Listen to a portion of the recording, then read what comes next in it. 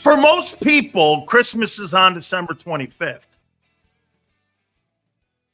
Monday, March 10th, is the NFL's Christmas Day. This is when free agency starts. This is when all the bedlam starts on trying to improve your football team. By the way, some of these moves that you are seeing now, remember something. And always remember this when you're talking about teams that are making a ton of moves. You know what that is? The shitty teams are making the moves, not the great teams. You see very few teams like Detroit, Kansas City, the Eagles making moves today and maybe all the way up until the 12th when officially it starts. By the way, we welcome you in. We appreciate everybody coming aboard here on a very big day here. We'll keep you updated on what's going on. Reportedly right now, the Carolina Panthers have a deal on the table for Milton Williams, in excess of $80 million, near $90 million. But the Arizona Cardinals have parachuted in, and so have the Minnesota Vikings. The Vikings are being very active, obviously, in free agency on the first day when you actually can. Today is called the legal tampering, but everyone knows these deals have been executed or conversations with the agents have been conversated for the last couple weeks here. And this is where you get to the head here on figuring out what players and where they're going to go and what teams are going to make a splash. I got it. JAKIB Elite. Thank you, Jason. All super chats go to the top. All of our, and by the way, we appreciate everybody being involved with us here. We love the fact that you guys come here each and every single week. Don't forget to, your supers go to the top. Please hit the like button. Thank you guys very much. No question about it. It is an enormous day, as we said, for teams that are going to go shopping. It is absolutely an enormous day.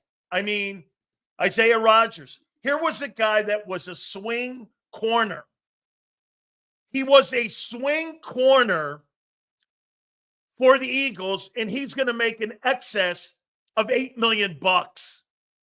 Now, he's obviously going to be considered a starter in Minnesota, but the Vikings give him that contract. Ton of contracts, ton of things to hit on. No question here. I want to make this point to you. There's a couple points here on Milton Williams, Josh Sweat. Also, Mekhi Becton is going to get an enormous offer. As you can see, now that free agency's officially started, the Eagles had no intentions of offering those three players contracts to keep them in Philly. They wanted to see what the market prices were. And in my opinion, if you wanted those players back, there's no way Howie didn't know the market was going to be like this. The money that's being thrown around, the offensive line position, very good players are getting exceptional money.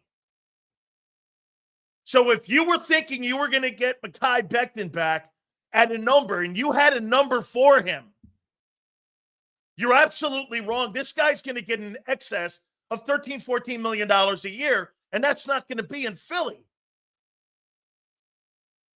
I saw some people projecting he's going to get a 3-year, $45 million contract offer. That's not going to happen in Philly. That is not. Milton Williams is going to get a $25 million minimum deal by one of those three teams. Josh Sweat may make $28 million. So if you think about it, you're going to lose a swing corner. You've lost a corner. You've lost Brandon Graham for depth and leadership. And you've lost two starters. I'm also going to make this point to you about Milton Williams. I love how the Philly media likes to take a piss on a guy and immediately just comes to the conclusion that they think Jaylen Carter got that fucker paid. He doesn't play next to him. He plays on the other side of Jordan Davis. That guy's not going to be that easily replaced. You're out of your minds. That's not how that works. You think 15 teams are paying him because he think he was a baggage handler for Jaylen Carter? You're out of your fucking minds. A year ago, Milton Williams was pursued by the same coordinator that he had this year in Vic Fangio. His value went through the roof a year ago when the Miami Dolphins were pursuing him. When the Miami Dolphins were pursuing him, that's when his market value. And by the way, this is all because of Jaylen Carter. Jaylen Carter is not going to have a $25 million guy next to him. Howie Roseman will not have a $25 million lineman because he's got to pay in excess of $45 million for Jaylen Carter next year. That's not going to happen. You can't sign all the players, no matter how good you are in constructing deals. All your money is tied up on one side. You know why you can't sign Josh Sweat? By the way, why in the world would Josh Sweat even entertain anything the Eagles offered when you took a shit on him a year ago? Why would he do that? You told him to take less money. You were trying to trade him. You fucking gave him less money, and he was the best defensive player in the Super Bowl. Go get your money, son. You earned it. You gambled on yourself, and now you can go get your money. I mean, remember, they didn't blitz in the Super Bowl, and Josh Sweat was a major reason for that. I completely do not go down that, nor does anybody who played the position ever say this. Well, he played next to Jaylen Carter. That's not why 15 teams are making bids for the guy. Sweat and Williams. That's not how that works. Now, I think Vic Fangio and playing with really good players has its benefits. Yes. Yes, it does. It's stupid to think that. Hey, by the way, you know what you hear in Philly? Well, Nolan Smith helped them. Jordan Davis helped them. Vic helped them. Hey, that's not where I'm coming from. He helped them. He helped them. He was the second best. You could make the argument. He was the third best defensive player on your team last year. Third best. You can make the argument the last playoffs, Josh Sweat was your best player on defense. Hey, this is part of losing good. The Eagles are a victim of their successes. They got really good players. It's rigged. It's rigged to do everything to destroy the Eagles. That's why there's only been 9 teams in NFL history repeat as Super Bowl champions. There is a reason for that. Because I'm happy, just happy for Milton went to the Panthers instead of the Niners, Lions, Commies, or Cowboys. Good luck, bud. I'm on to the draft. Right. Hey, dude, listen here. You've lost 3 starters in a swing corner. Stop it with fucking Keely Ringo. He's a nobody. Keely Ringo. Really? He's going to replace Darius Slay. Alex Hunt is going to replace Josh Sweat. Are you high? Milton Williams is going to be replaced by Moro Jomo. Really? Fucking nuts. There's a reason that those players are going to make all of them over $20 million. Yeah, that's right. You play stiffs. All of a sudden, get this. 24 hours ago, they were loved by you. Now they're stiffs. Oh, okay. Yeah, that's not how that works. Now, you have the right guy in the building. By the way, I think the Eagles are having a spectacular offseason and a spectacular free agent. Spectacular. And by the way, if Milton Williams goes to Arizona, or he goes to Carolina, or he goes to New England, chasing money, that's okay. Some players want to win. Some players want to chase money. There's nothing wrong with that. They've got their ring. They're going to put that on their resume. There's nothing wrong with that. And what makes Philadelphia good? You've got a defensive coach and you've got defensive coaches that can right the ship. Okay? $26 million a year. Is that what we're hearing now for Milton Williams? I mean, dude, the money that's being paid in the National Football League is insanity. What an absolutely great sign for the Patriots. Patriots are giving him $26 million annually to play. That's absolutely incredible. You were never in the building to sign him, but that's okay. That's part of being a champion. Hey, why wouldn't they want to come to Philadelphia and raid you, make you weaker, sign your good players? Hey, you know what you're going to say? Sills, do you think Milton Williams is a $26 million player? No, that doesn't matter. The money in the NFL today, you're being blinded by it. Just like you are, because when a quarterback makes $50 million, you think he's one of the top guys in the league, and he's not. Milton Williams is not going to be that easy to replace. You're out of your mind. His versatility, one of the things on your defense a year ago that gave you great latitude for that coordinator was multiple players could play multiple positions. Cooper DeJean, Zach Bond, Milton Williams, Jaylen Carter. The majority of those guys were able to move around that defense, and it made you a chameleon defense. That is an insane amount of money to pay for him. Many of you are saying that, right? Get this. Milton's easily replaced by who? By who? Who could play multiple positions for you on the D-line? Name me one fucker you have in the building. Moro and Jomo? If that was the case, Vic would have started him over him. Vic plays no favorites. Keely Ringo would have got playing time if he was good. He didn't. He's not. Hey, for the record, I'm in complete agreement with the market. I don't know what the fuck you're going to pay Jaylen Carter next year. After what I saw with Myles Garrett he's going to make $45 million.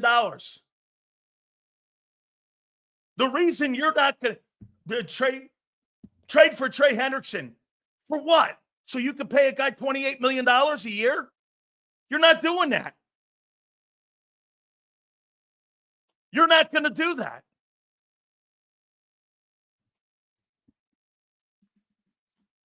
Like I said to you, okay? You have the guy who knows what the hell he's doing. He knows what he's doing. Okay?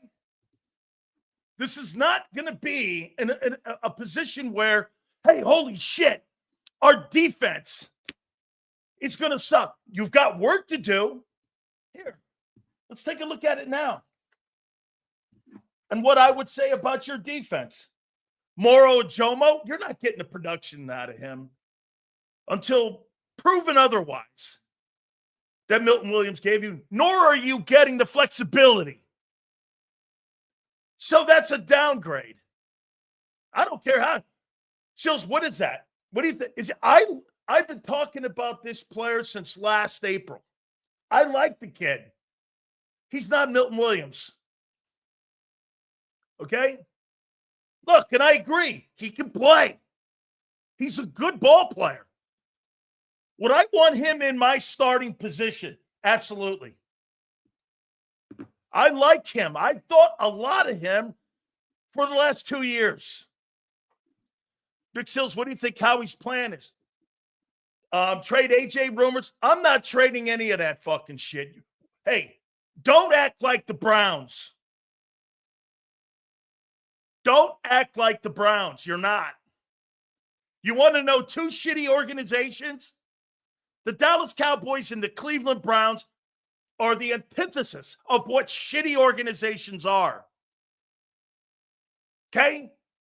You make a deal for Myles Garrett for that money for $40 million annually, and you don't have a quarterback in the building? What's the point? What's the point? In 26 years, since Lerner and Haslam have owned the Browns, it's the worst run franchise in all the NFL. They can't get their shit right. They've had 3 winning seasons. And they signed a guy to a $40 million annual deal. It's an absolute joke. The Cowboys are now going to be held hostage by Micah Parsons. Why in the fuck would you sign that guy? Why? We might not have gotten Garrett, but I'm saying staying with the Browns is the next best place for him to stay and land for the Eagles' perspective. Shitty team in the AFC and far away. Sig thanks. Absolutely.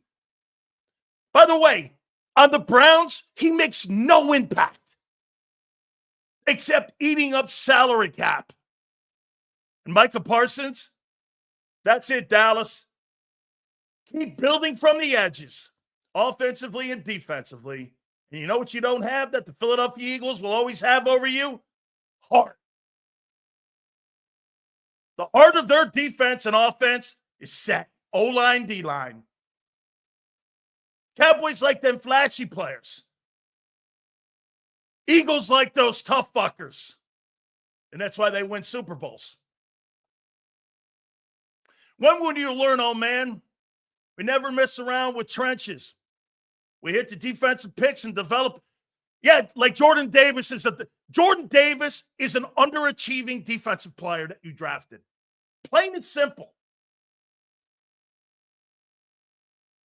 Jordan Davis, Milton Williams outplayed him the last 3 years. He has been an underachiever in anybody's mind. And Nolan Smith has come on in the last 7 weeks of the NFL season. No doubt, showing great signs. That's the truth. Those are the facts. I don't talk in fucking projection and prospect shit. I talk who you are today on March 10th. Okay? You have the guy to fix this. You have it. I wouldn't panic. Helen Young or Bosa 1-year deal, prove it deals? Maybe.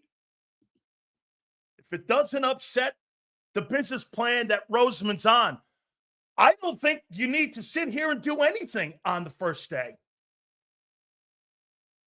I just don't. And Kobe Dean, I see people, Dean, bro, try staying healthy for a year. Try not ending the season on IR. Hey, one thing about Jordan Davis, I thought he played well from the New York game on all the way to the Super Bowl. Freddie, let me ask you this. If your boss came to you and told you to take a pay cut and trying to trade you to another business, and you go out and play your ass off, and there are other teams offering more money, are you going to resign with your boss?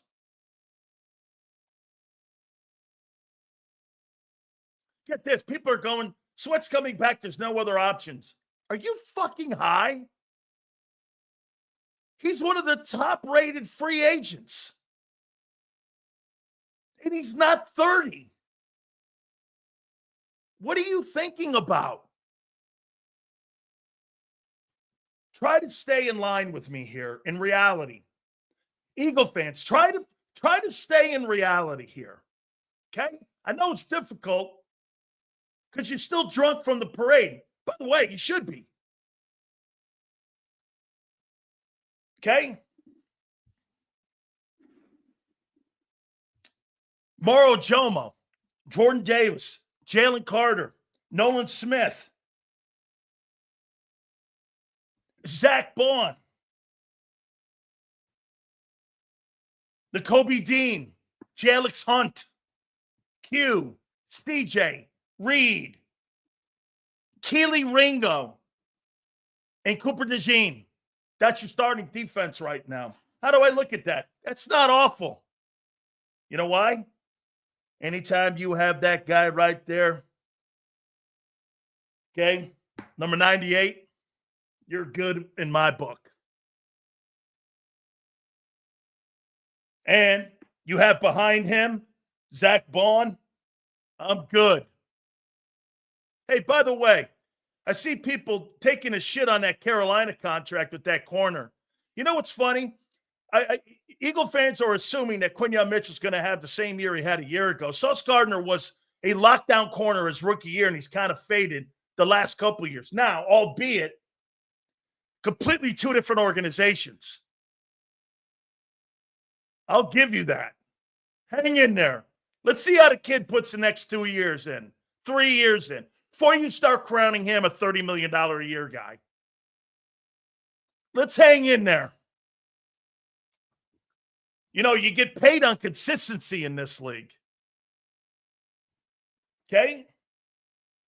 And he plays the zone. All those other guys, those top 25 guys, or those top 5 corners, all play man. They're man corners. That's why the guy in Carolina got that money. Williams in New England just announced. Okay. The Patriots making gigantic moves. They are, but then again, they were one of the teams that had a shitload of money.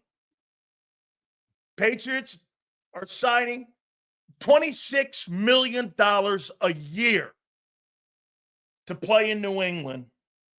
That is an incredible number, and congratulations to you, Milton Williams, on being a third-round draft choice by the Philadelphia Eagles. Listen how this sounds.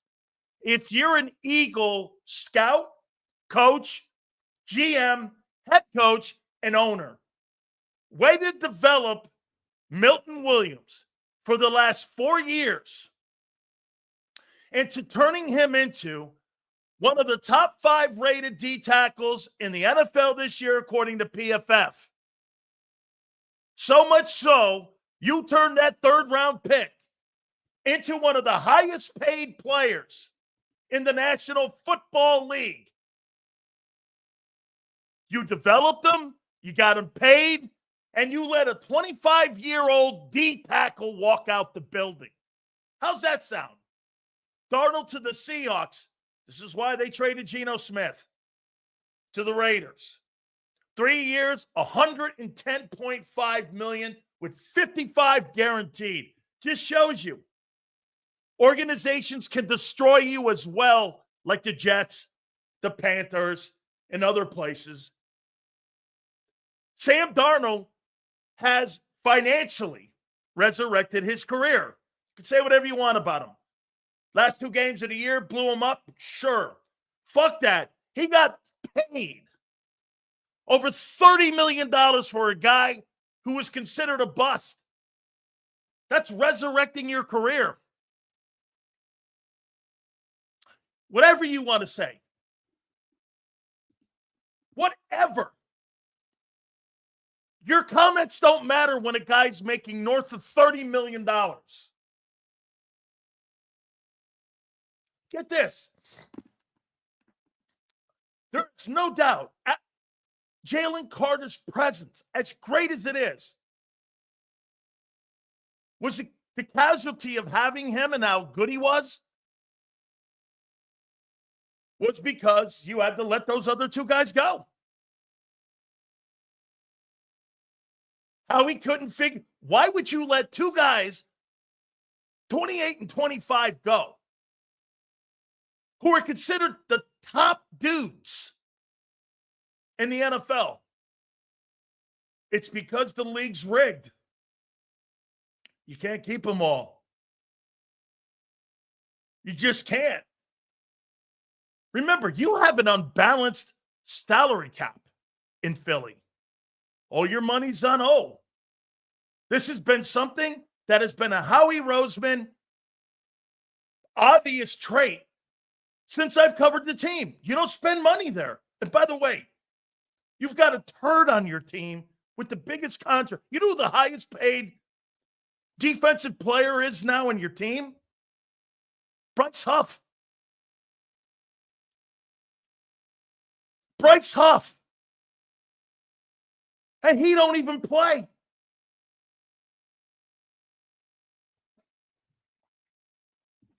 You're paying him $18 million. Okay, I mean, you missed on Sweat and Milton. One of those contracts could have easily have been spent re-signing your own guy. No. You have the right guy, though.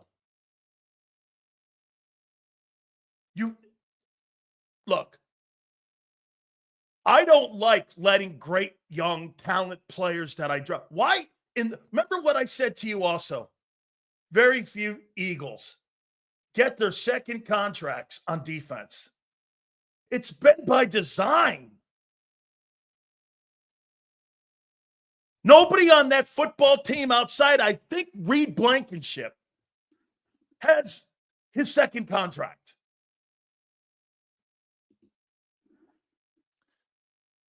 How much cap space does the Eagles have left? I think after the Bond deal, Barkley re-signing, I thought I saw somewhere near $23 million. So again, nobody gets second contracts in Philly on defense. Reed's the only dude. However, you're the champs. You get the equity. You do. You get the equity. I'll tell you this. Here, look at this here. Somebody brought up Hargrave's name. I don't give a shit that Javon Hargrave went to San Francisco and flopped. They had to pay him $30 million guaranteed money.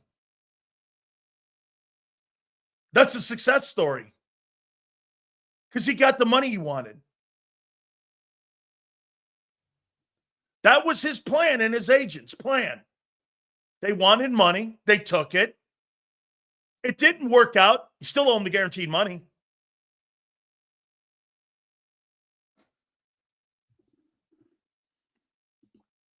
This is the move. You should have re-signed fucking Milton Williams. And when Jordan Davis's contract is up right now, I'm not giving him that 5th-year option, and I'm fucking walking away from him. You let the wrong guy walk out the building. That's exactly correct. He's been a better player in the last 3 years and a more versatile player, and you let that fucker walk out, and you're going to probably extend the kid, and he's not worthy of an extension. But you took him 13th. Jordan Davis does not belong on that team at that price. No matter if it's an $8 million 5th-year option. He's not. Now, you can make the argument here. Sills, they just gave Derek Barnett a 1-year, $5 million deal, and he's a rotation edge guy in Houston. I got to keep remembering that the cap has gone up so much and the salaries have gone up so much that maybe $8 million isn't a lot. You just gave Milton Williams $26 million? Maybe $8 million's not a lot for Jordan. For a guy who plays 20 plays. Once again, I'm going to sit back, though, and do this. You know, the GM knows what he's doing in times like this. Like, I get read off. You're not going to start the season with fucking Keely Ringo at corner. That's not going to happen. He's not good enough. You're not going to start the season with Jalix Hunt. He's not good enough. You may start it with Moro or Jomo. You may do that. But you need to draft. I would say this, now that I've lost Milton, I got to draft a DT down there. Fuck the edge. I got away with that in the Super Bowl.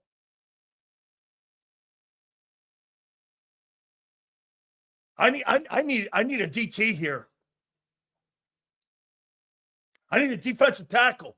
Kid from Oregon, kid from Michigan, the kid from Ole Miss. All three of them dudes could fit right there at that position, and I'd be all right with that, and that'd be good. Okay? Darius Slay is now lost. He's signing with the Pittsburgh Steelers and Mike Tomlin. We'll get you the details in a minute. So you've lost your all-pro corner. You've lost your star D lineman, two of them, in Milton Williams, and also in Josh Sweat.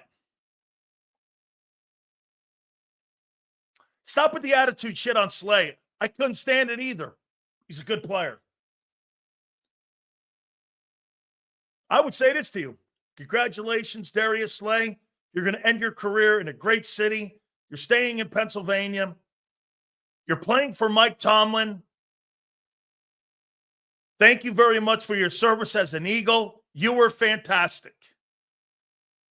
Darius Slay thought he was Brandon Graham and that he was going to get a victory parade for his service in his limited time in Philly. Little did he find out the organization wasn't as loyal to him as he thought. Thank you for your service. Don't take it personal. It's strictly business.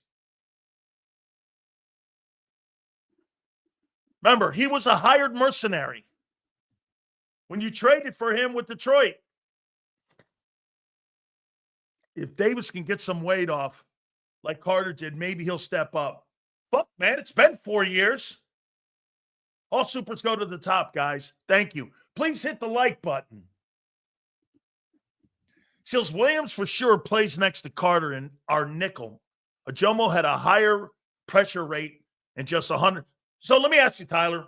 You think Moro Ajomo's going to give you the same play of Milton Williams? You think that's what 18 teams, what I'm being told, had made calls to his agent? 18 teams. You think he's better than Milton Williams? Wishful thinking.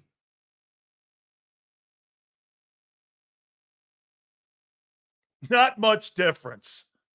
So you think that Moro Ajomo's a $26 million a year player?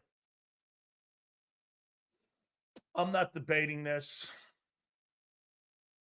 I'm not even remotely going to entertain this. Not remotely close. Milton was your third best D player this past season. From week 1 to week 20. He was your best player. One of your best 3 players on defense. Stop it. Hey, by the way, here we go. Eagle fans falling in love with their guys and then out of love. I don't fall in love with players. I fall in fucking like with players. Because they're chess pieces. Some are rooks, some are knights, some are pawns. You move them around the NFL board. Guess what it is? By the way, today on the program, Xander's going to join us at 3:30. Howard Eskin is going to join us at 4:30. Gary Cobb at the top of the 5 o'clock hour. We'll have Howard Eskin on with us at 4:30. We'll get Howard's take. Hit the like button. We appreciate all of you coming aboard here. Okay? Let me say this to you. Once again, the difference this time in your Super Bowl window versus the non-Super Bowl window you had after the 17 and 22 season is that you have this working for you. Ajomo, homegrown. Davis, homegrown. Carter, homegrown. Smith, homegrown. Dean, homegrown. Hunt, homegrown. Q, homegrown. Reed, homegrown. Keeley, homegrown. DeJean, homegrown. 1, 2, 3, 4, 5, 6, 7, 8, 9, 10. Counting the nickel corner, you got 10 dudes that you drafted that you're working with that side of the football. That's core. That is a core group of dudes to work with. I love that. I love that.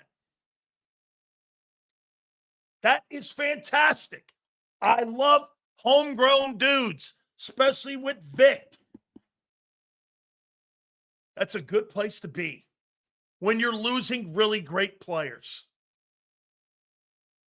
I just think it sucks that Howie doesn't believe in multiple contracts for defensive players because they spend all their money on the offensive side. All the 3-4 year contracts are all on our offense. Seals, chill, bro. Davis fits a role. Whatever. Not at that money, and he's not as productive as you think. Milton Williams was 10 times the player. Milton Williams, hey, if Milton Williams can be replaced, Jordan Davis can be replaced easily.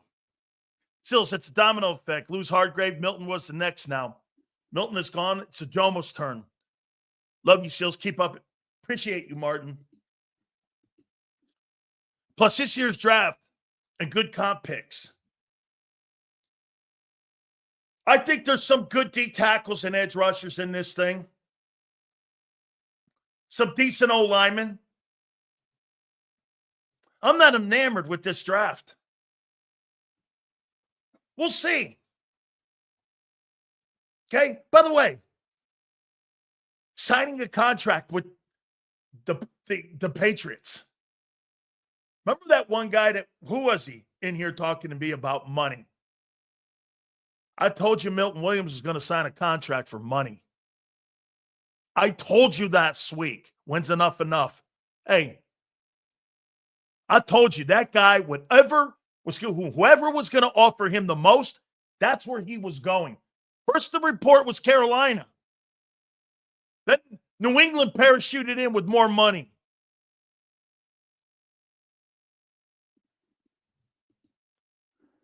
Slay signing with the Steelers, so we hear. Milton Williams, $26 million deal, which because of that number, Milton Williams will have a compensation pick in 2026 of a third-round pick. You get an additional third-round pick in the 2026 NFL draft. Something you can trade and move around with in a couple months here in April. Just remember, Howie's season runs up until the trading deadline. Actually, Howard, I think Howie's season goes all the way up until September 7th, the day before the NFL season starts. He's proven that, and he has proven that to me. Remember something. Don't cry over these fucking guys leaving. Next up, let's go. What are we doing here? I don't think the Eagles have to panic. Let those other teams panic, drive the market up. Howie was never going to get into a bidding war for Milton and Joshua. That wasn't happening. Joshua, get this. Milton Williams just got a $26 million deal. Or Josh Sweat might get a $30 million contract now. Why pay millions 26 when you're going to have to pay Carter 40? Absolutely. That's absolutely the game plan, Anthony.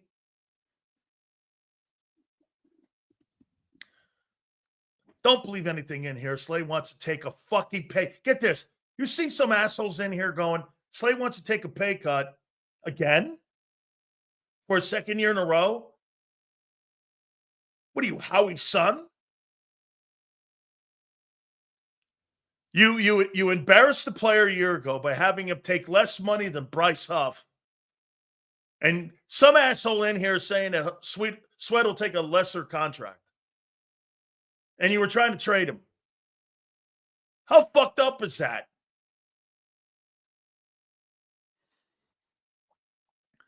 The plan must be to move Coop outside. You don't let Rodgers and Slay go unless you have a game plan for Ringo. We'll see how this thing runs in the offseason here. JD3, I'm with you. Ringo's not going to start. It's not going to be – well, who are you putting in the nickel then? Are you saying it's easier to find a new nickel player than it is a corner? You would be right. Okay? This is it right here. Can't pay everybody. Anthony, dead on. Can't pay everybody. By the way, if Drew Rosenhaus made that deal for Slay and Slay not coming back to Philly, Eagles never wanted him back. I think he'd have took significantly less. This is an opinion. I think since Slay moved on to the Steelers,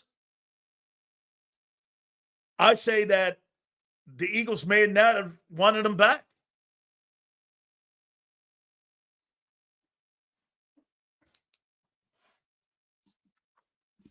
Get this.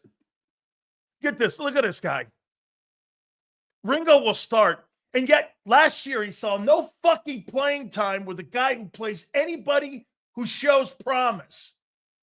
But this guy's telling you he's going to start in the fucking corner. That he's going to be at one of the corner positions. Keely Ringo is going to start.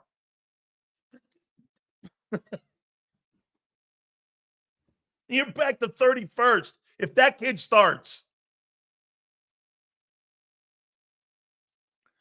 If anything, you're going to make Ringo the swing corner. Get him some reps. Get him acclimated. You need a veteran out there. I wouldn't go into draft and get it. You're not drafting another corner. I'd trade for a veteran corner. Or find one. How we found a Slay trade. Get a veteran guy. Hey, I'll tell you what.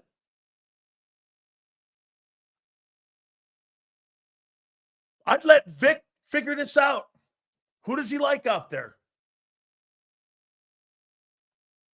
Bro, you don't have the replacements on your roster right now in the secondary for this. He'll figure it out, though. Look, this isn't gloom and doom. You know why? Your GM knows what he's doing. I do think that he had no choice but to watch Sweat and Milton Williams walk out the door. Players he developed, coached, drafted, paid. How does Howie Roseman let a third-round pick who turns out to a $26 million a year player just fucking walk out the room? He's 25. Eagles will be fine. Need to build around Carter, correct. What'd Slay get? He was never getting over 7 here. Agreed, Anthony. I think they probably had a number. I told you. Remember, some people were saying 1 year, $10 million? No fucking way. No way. Not me. I'm not paying that guy $8 million. Now, the market may pay that. But me, I'm not paying Slay one year, $8 million. No, thank you. No way.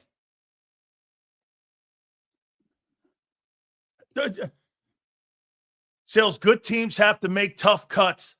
I'll make this more to the point, Kyle. Good teams have to make tough decisions. Okay? Do me a favor, guys. Tell me where we are in the likes. Appreciate it. All right? Thank you. All super chats go to the top. By the way, like I said, The market will overpay for Slay. The Eagles don't have to. You really think the Eagles are going to bring back Darius Slay and pay him $15 million or $13 million a year, 35 years old? Knowing that they got to pay a guy $45 million next year? No fucking way. Get this. Milton Williams is not overpaid. Milton Williams is paid what the market is now dictating. Supply and demand. Take a course at Penn or Villanova. They'll teach it to you. Very easy. Go online. When the supply and demand is limited for great players, you overpay. And when the money is in the building, you're going to pay whatever you need. Take a course. It's easy to figure out. Not hard. You're not overpaid. The market dictates. Look at the deals that are being generated just by mediocre old linemen. Look at, like I said, the other thing to keep an eyeball on here is look at what Isaiah Rodgers got. He was a swing corner in Philly. He's going to make north of $8 million a year. Oh, what? Well, I'm not paying that either. You know what really I thought the market for Isaiah Rodgers was going to be? I don't know, $3 million? Fuck, that's totally doable. Not me. I'm not paying that guy $8 million.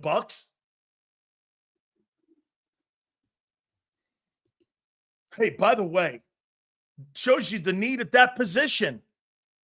Here's a guy that was booted out of the game for gambling. Well, he just made his money up. Milton wasn't worth what he was. He was a rotate. Milton Williams is not a rotation player. I don't know what the fuck you're talking about. Milton Williams, a rotation player. Says, what about the DB from the Chargers, Samuel? Depending on what the money is. Remember, if I'm going to cut somebody or I'm going to move on from somebody, what's my game plan? Hey, this thing they got going on here with Goddard, I don't mind moving on from the guy. It's time. However, what's your plan? Can't be Grant Calcaterra. You know what the Eagles don't want to do with Goddard anymore? They're not going to pay for that luxury. Dallas Goedert was a luxury. They're not doing it. I will make this declaration about Dallas Goedert. If they can't find a dance partner for him, they're going to cut him.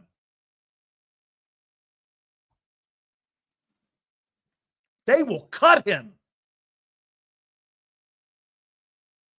Post June 1. They will cut him. That is a prediction.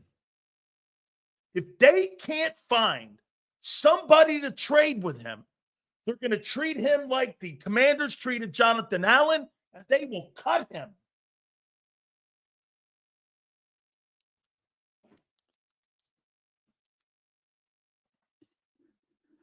Howie did say it was going to look different. I don't think it looks stupid different here. You still got the draft coming up. Howie has made it clear where he stands recently. You pointed it out last week. Howie doesn't give second contracts on defense unless you're special. Yeah. He does not pay. And the organization has, get this, I'm going by what you and how you act. You like free agents when you need it. You use the draft. And if you see a player that's really good, he has to be exceptionally gifted for them to pay. They wouldn't even pay Hassan Reddick. Isn't it crazy?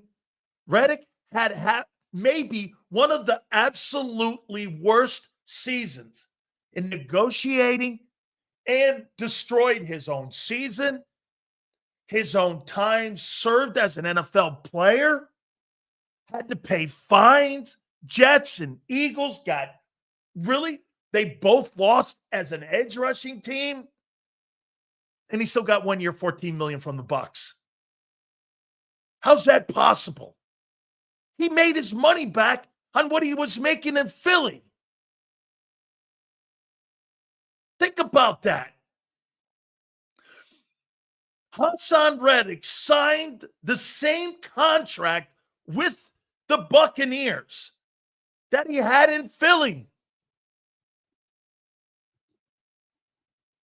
Just read Slay signing with the Steelers. Yes.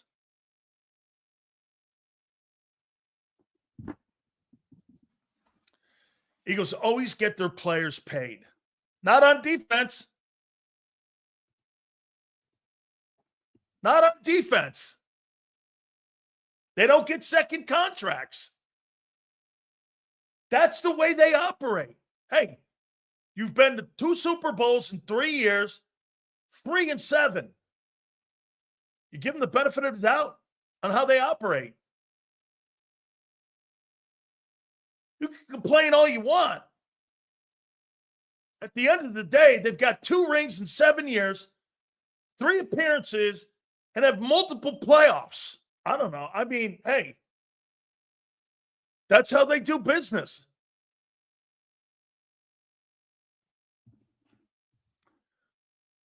They've got a resume they can fall back on and show you. Sills, you're right. Really tough decision to move off of Milton. Sills, tough to move off of Sweat. Absolutely true. But how have we been the last decade? Pretty damn good. All right. Well, what do you think? Yeah. Wake me up in September. Let me see how it looks then. Here on March 10th, there's a lot of shit. I get it. But wake me up in September. And I'll let you know then. Got to remember, guys. Okay? Wake me up in September. Not March 10th.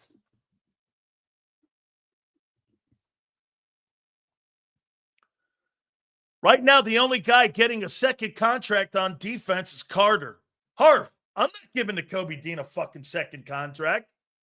And I'm not giving Nolan Smith one. This upcoming season, I want to see if both can stay healthy and both can play 17-plus games. Paying guys on half season service, not for me. Especially with the amount of edge money that's out there now.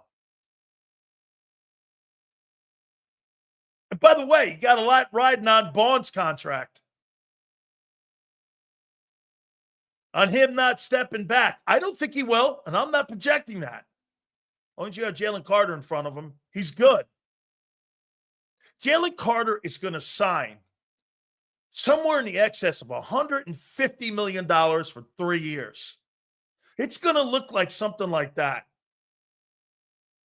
They're prepared. Josh Sweat and Milton Williams are a casualty of what's to come for Jaylen Carter. You ask me, Stills, are you cool with that? Fuck yeah. You're telling me I can't pay and have Jaylen Carter, and I got to keep those 2 guys, and I'm not paying him? That deal's off. I'm doing whatever I have to do to secure Jaylen Carter's future in Philadelphia, and I don't care what the expense is. Sills, what do you think of our offseason? I think I think the Commanders are doing a great job right now. Y'all acting surprised Milton gone to get a lot of money here. Ramir, I'm surprised at the $26 million. I won't lie. I thought it was going to be somewhere near 20, not $26 million. I think the Rams are having a great offseason. They got Stafford back in the building. They got Devontae Adams. If I were them, I'd do everything in my power to try to get Cooper Kupp back.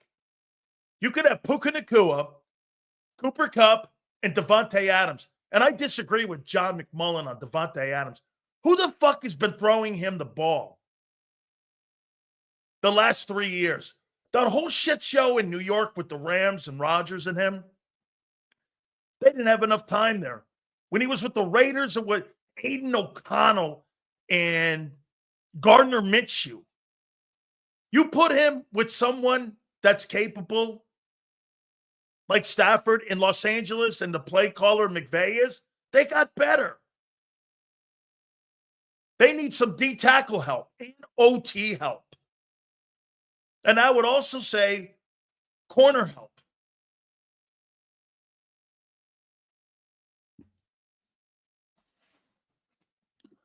Look at the Vikings panicking. I see the Rams as the biggest threat in the NFC versus legit. Harv says, thanks for the supers. Guys, do me a favor. Please. Supers, go to the top and hit the like button. Give me a total on the likes. I'll say this. Rams, Detroit. Rams, Detroit, and Washington. Those are the three teams. And again, then you add the war of attrition. If you have the war of attrition in those three teams, okay, Eagles are the favorite of those three. By significant rosters, yeah. Eagles have the best roster of players in the NFC still. Losing Milton Williams and Josh Sweat. Those are key players. But you have a general manager that knows how to replace that. Just imagine Bond would have gotten in the open market. Think of this, Ramir. If Zach Bond had gone on the open market and you see some of these price tags, Zach Bond would have made in excess of $20 million. That's a given. He left $3.5 million a year on the table, which comes out to like 10 plus million that he threw in a trash can and lit on fire to stay in Philly.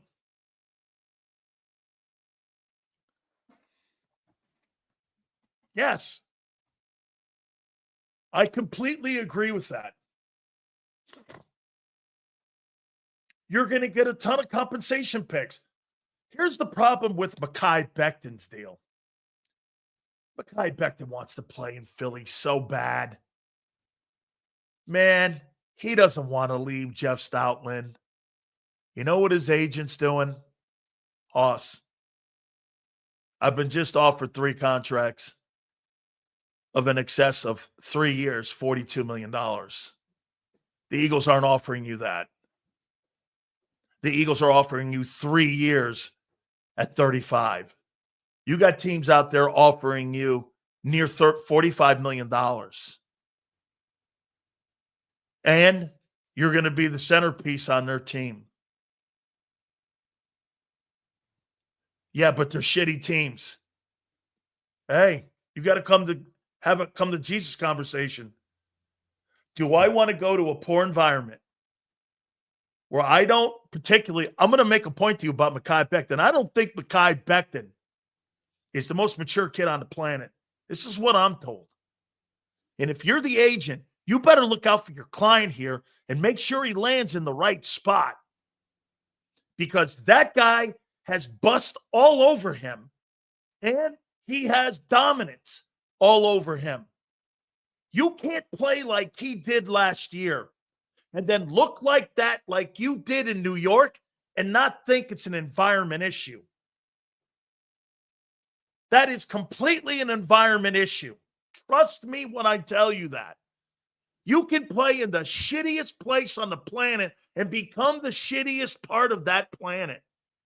You go to a great place where winning attitude, culture elevates you. It's a different world. Not everybody's got the intestinal fortitude to fight through that. Take it from me. Do you want a lengthy career in Philly? Or do you want to be Andre Dillard in Tennessee? If he has a good agent that gives a shit about him, That's what he's telling them.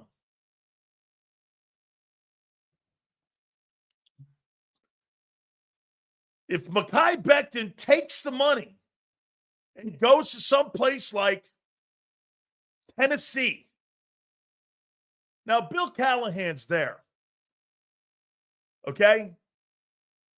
That's one of the better O-line coaches.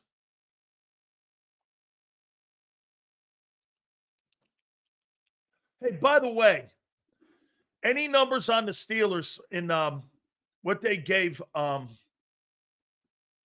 Darius Slay? I'd like to know the numbers.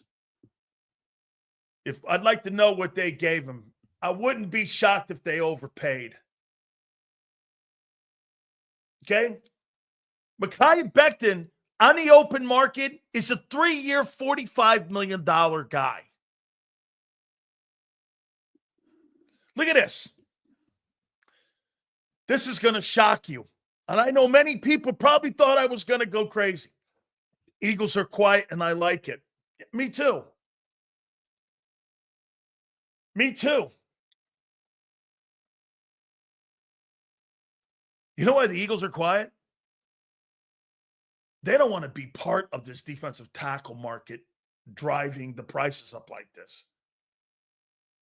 This is the worst offseason financially for the Philadelphia Eagles because you know why? The more these D tackles and the more these defensive ends and the more these D linemen get paid, Myles Garrett deal, the Micah Parsons deal, that's to come, albeit edge versus tackle, I understand. But we're talking impact guy. There's no way you're not going to be talking an extension of 42 annually or more for Jaylen Carter. 42, 43 million annually with around $100 million guaranteed. It'll make he'll be making more money than Sam Darnold and almost as much as Kyler Murray playing D tackle.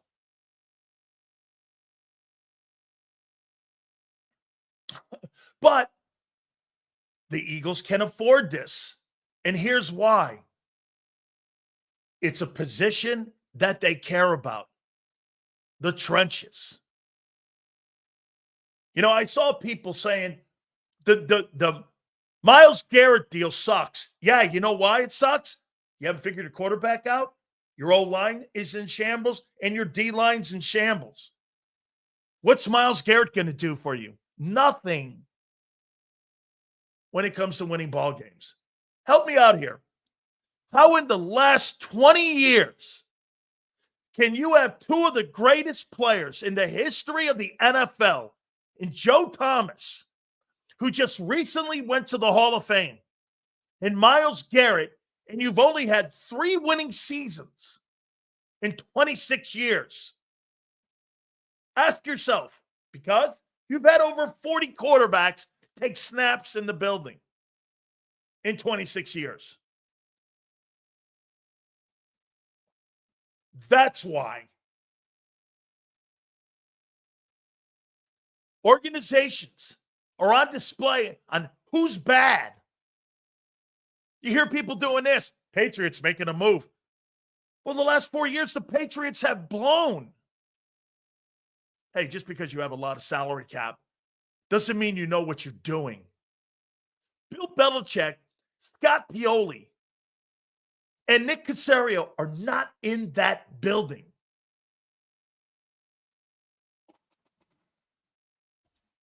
The Patriots have not only lost talent in front office and head coaching and in players, but the structure's gone. Patriots need wide receivers and DT. You could trade that roster in and turn all 53 men upside down, and there's not a player I could live without. That shows you how shitty you are. If you don't have a player on your roster that you can't live without, you don't have a roster. Milton's deal, 4 years, $104 million, with $63 million in guarantees. Jaylen Carter's going to make north of $100 million in guaranteed contract money next year. That's why Milton Williams is not an Eagle. Hey, as good as Howie can work a deal, he can't work that. Let me take that back. He don't want to work that.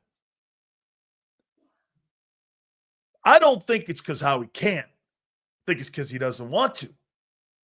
Let's all agree on this. Tell me if you guys agree on this. By the way, hit the like button. Don't you agree? It's not the Broncos, or excuse me, the Milton Williams, Josh Sweat, Mekhi Becton, potentially. These guys aren't going to come back because they can't. They're not coming back because the Eagles choose not to bring them back. Do you not agree?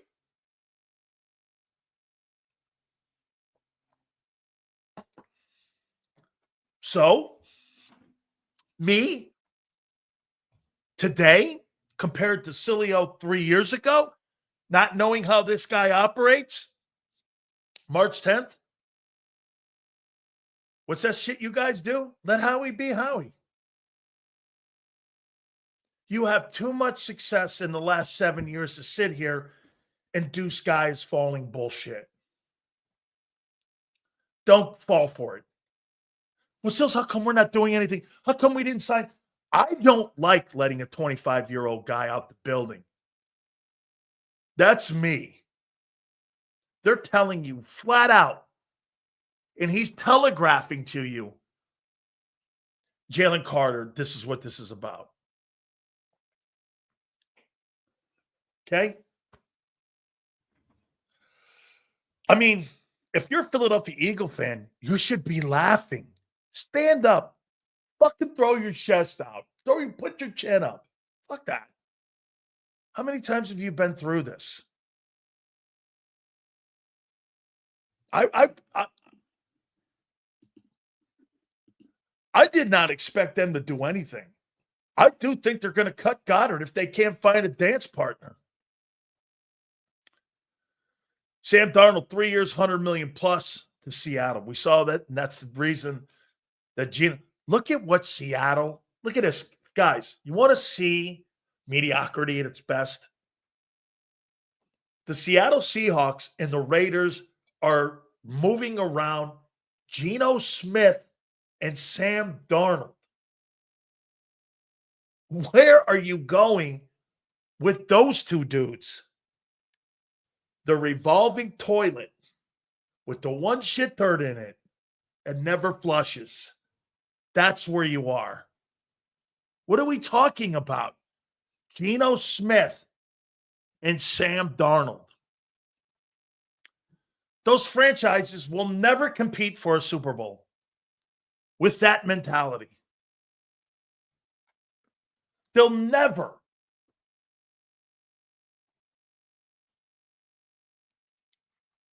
Hey, I mean, Geno Smith and Sam Darnold are getting paid. Josh Sweat, as we predicted, to the Arizona Cardinals. We predicted this, that he would go to Jonathan Gannon and play for Jonathan Gannon. Okay? We had been hearing it the whole time. It was Jonathan Gannon. 4 years. $76 million. 41 million guarantees. So let me get this right. Between Milton Williams and Josh Sweat, two guys are going to make north of $25 million a year and have $80 million bucks. We had a guy earlier in here saying that Josh Sweat said he wanted to stay. Again, hang here with Big Sills. I'll hook you up. I think the issue with Goddard is health. It's not ability. It's not ability. Not as bad a deal as I thought for Sweat. I don't think these deals are bad. I think they're just what the NFL's revenue is now. Hey, you want to see deals? These aren't, get this. If these were isolated, here's the difference in how you have to look at these deals in the market right now. What did I tell you?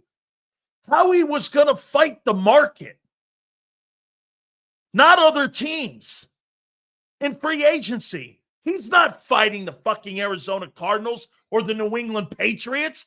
He's fighting the market. Look at the contracts for the O linemen, the D linemen, the tackles. People are saying bad deals.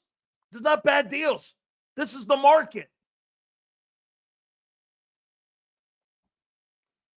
You think Howie was fighting and going back and forth with Arizona or going back and forth with Elliott Wolf in New England on Milton Williams?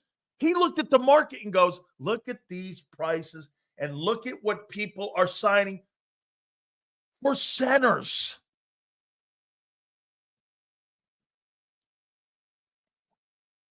Brother Hannibal, you're one of my favorite people on my X account. You keep me updated, and I want to thank you very much, and I don't say it enough. Sweat to the Cardinals.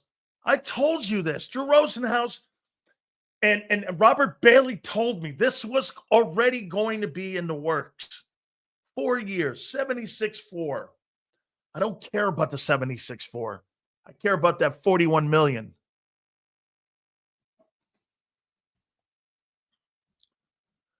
Sweat and Milton got paid. You know why Milton got paid? He's 25. You know why Sweat kind of really got paid? 28 and knee. If that guy didn't have a knee injury coming out of high school, he'd have signed a $90 million deal, $85 million deal.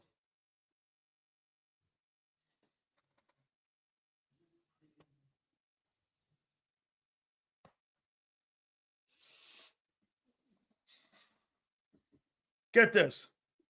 If this is true, Slay signs a 4-year deal at 35, so he's going to play until he's 40. $50 million deal. 4 years is to push that money out so they can cut him. Let me know what the bonus money was, and I'll tell you what the deal is. Kyle, you let me know what the actual money was, and what the guarantee is on the money, and I'll tell you what his contract is. That $50 million laughable. It's just for the TV shows and also for guys like me. 4 years, $50 million. That ain't it. That guy will play 1 year in Pittsburgh. Tops. Okay? Sills, how he drafts them. They produce. They sign elsewhere for big money. Weighing down the cap. How he collects comp picks, reloads. Milton and Sweat should be third rounders for contracts. Absolutely. That's what it'll equal out to. Glad I'm not a GM because I'd be in panic mode. Why would you be in panic mode? You just won the Super Bowl. Man, if I were you, I would not be in any way panicked at all, man.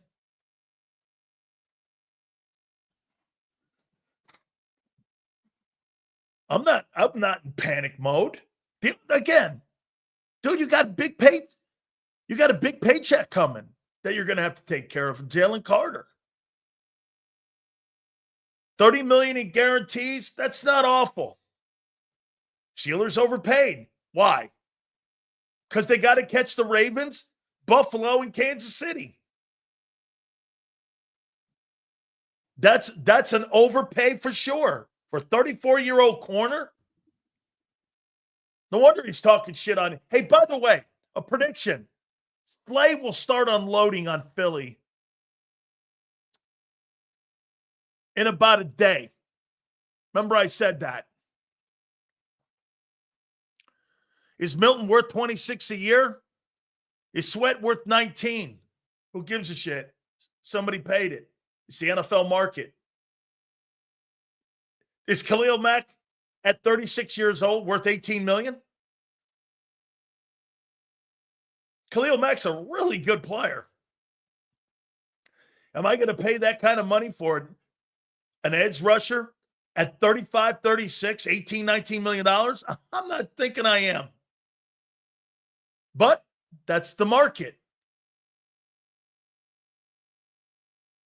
And they get the comp picks. Guys, there's no skies falling here today on the show. And if you were thinking that I was going to be there, this is part of doing business in the NFL. And when you're a team like the Eagles, you will have to lose pieces because of how you do business. All of your, let's see something here. I want to show you this about the Eagles.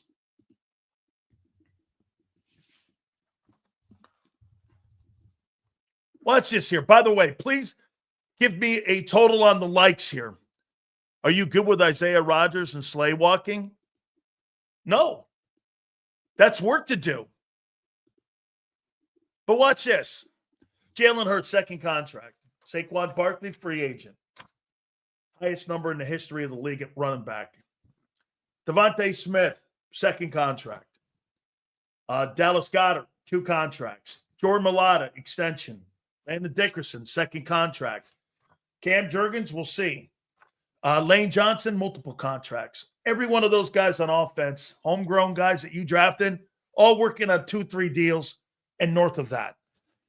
I mentioned this again to you. Look at the defense. Milton Williams, 1 contract. Jordan Davis, 1 contract. Jaylen Carter, 1 contract. Nolan Smith, 1 contract. Jacoby Dean, 1 contract. Josh Sweat, gone. Quinyon Mitchell, 1 contract. Reed Blankenship, extension. Cooper DeJean, 1 year, 1 first contract. That's how you do business.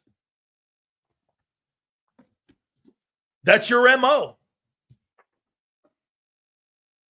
That is totally your MO on how you do business.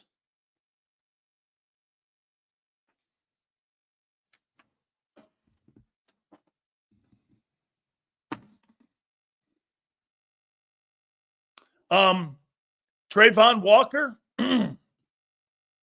he's now a free agent. Are you going to pay him 15, 16 million? Why don't you just keep Milton? Why don't you just keep Josh Sweat? Get this. Why in the world would you take Trayvon Walker, who's been a colossal first pick in the NFL bust?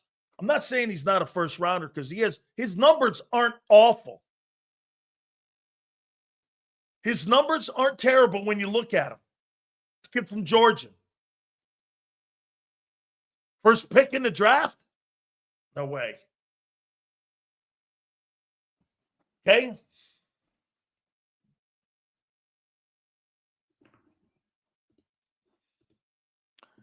So Burgess got 2 juicy comp picks for Milton and Sweat. Only helps us in the next draft. Correct. Bro, you're the champs. Act like it. This is what happens when you're the champs. Hey, you know what the league did to you today? They weakened you. They didn't destroy you, though. They just weakened you. That's all right. That's why you got the GM you have. For situations like this, you're surely not panicked here. Now, September, we're in the same position. You got fucking Keely Ringo, and you're rolling that kid out at corner. Then it's a problem. Then it's a problem if you're rolling that dude out.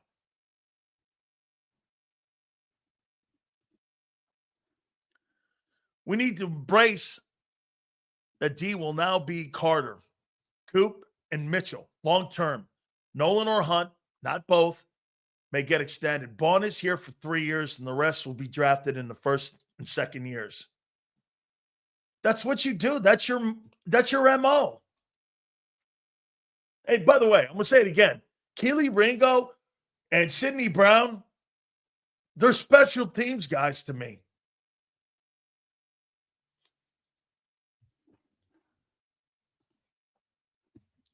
What signing confuses you so far in free agency?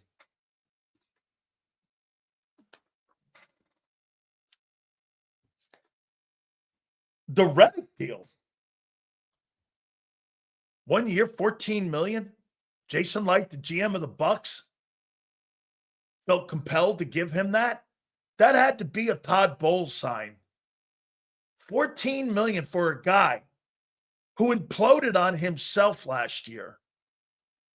Was hanging out with Hong Kong Phooey while he was negotiating a contract with the Jets.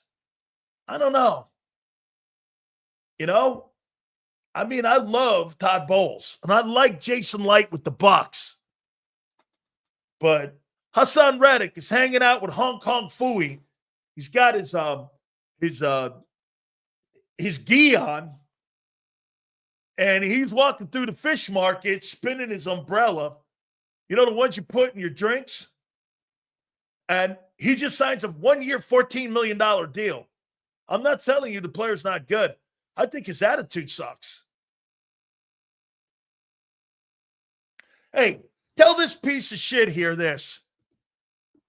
Have I shit on Howie today?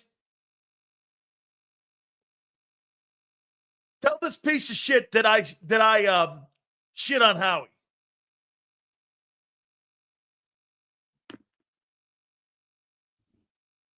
When you win the Super Bowl, you change your narrative. Not today. Well, here, let me ask you something here. Do you think it's cool developing a third-round pick that you had? Okay? Reddit. M. Reyes. That's funny. Yeah. Hey, look at M. Reyes here. Wait a minute. I got it. M. Reyes, post that again. Post that again. I love it. M. Reyes, I love you. That was funny. Yeah. RELAX. M. Reyes, post that again so people can see that, because that's funny, man. I got to come back on, you know, M. Reyes. You tell me, man. I can't believe Flex got Young Sills' profile pic. Yeah, that's funny, man. Yeah, you can pay everybody, bro. No, that's right. Hey, Prince, you can't pay everybody. Hey, Prince, you want to hear something in the league? Half the league is made up of non-drafted and low draft picks. You don't know about Ringo yet. Yeah, okay. Yeah, I'm sure Vic Fangio last year, if he saw any promise in the kid, he would have fucking played him. Here, look at this.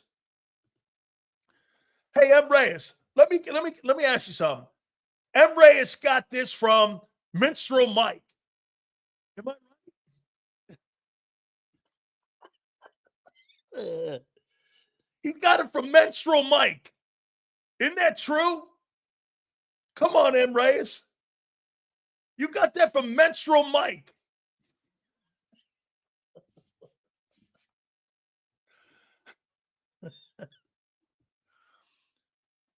Who all can you see on the D line getting extensions? Or on the D getting extensions? Q, yes. Coop, yes. Carter, yes. Smith, not sure. I'm not paying a guy who's always hurt. Him and Dean, I don't know. Davis, I'm not giving. Hey, right now, Nolan Smith, N'Kobe Dean, and Jordan Davis, 2024 is a big year for you guys. You got to prove you can get through the year.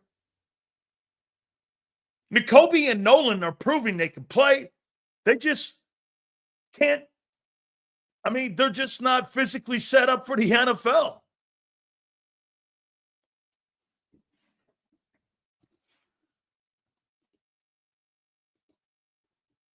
Lane wants Von. Woof. Hey, Von Miller for $10 million? kind of replace PG a little? Give me some depth at the edge? Hey, Von Miller's a Hall of Famer. He is a bona fide Hall of Fame football player. Now, is he now? Today? No. But could he be a role player?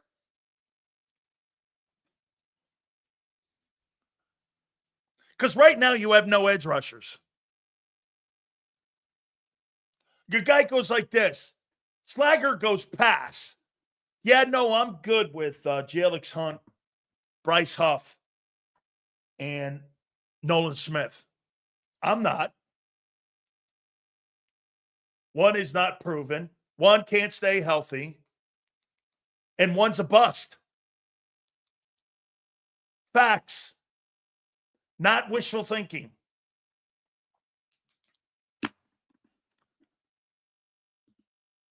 The NFL comments about the contracts, okay? How about Twitter getting destroyed today? Because it's down. Josh Sweat, Cardinals reach a 4-year deal, $76.4 million, 41 guarantee. Drew Rosenhaus, baby. And Eagle fans were like, you think maybe Sweat will come back at a reduced rate? Yeah, after you told him to take a pay cut and you were trying to trade him. And there was talk of you moving off of him a year ago and cutting him. He goes into the Super Bowl, was arguably the best player in the game. And Milton Williams gets the biggest deal of all. He's the big winner today. 3rd round pick. Is this Milton Williams' second contract? The Eagles didn't even get to a second contract with Milton Williams. Is that right? They let another team sign him. And he's 25. 26. So the Eagles drafted him. They underdrafted him, overdrafted Milton, Jordan, and they get rid of the wrong guy.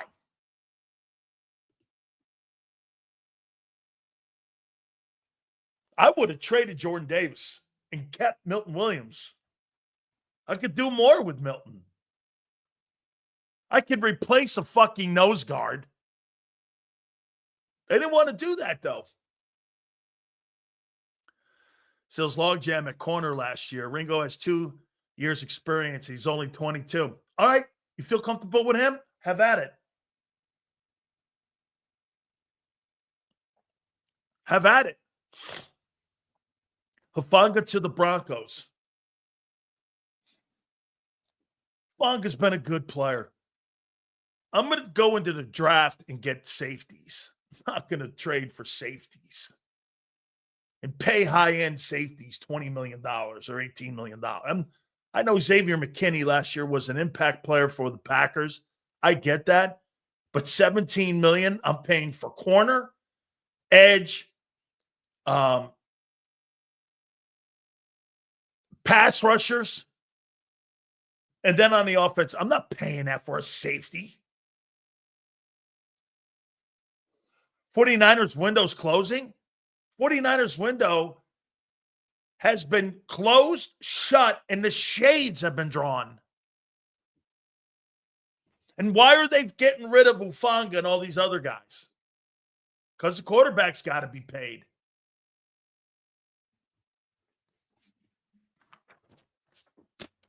It's the market. I told you this. We're going to get Xander up here in a sec.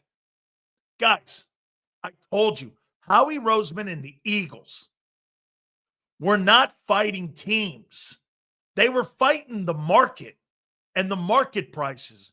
You have not heard me talk about cap with the Eagles like ever in the offseason here. It wasn't that Howie couldn't make these deals. He didn't want to.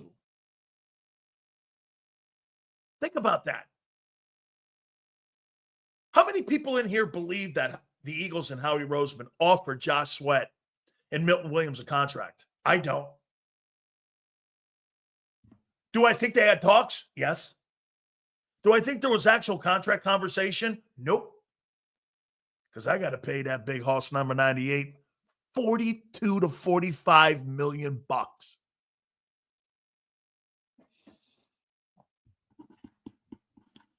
Oh, you know what you're watching today?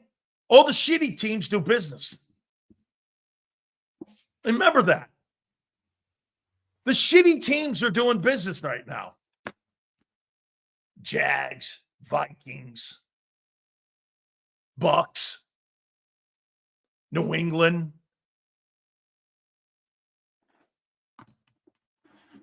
Devontae Adams was cut by the Jets.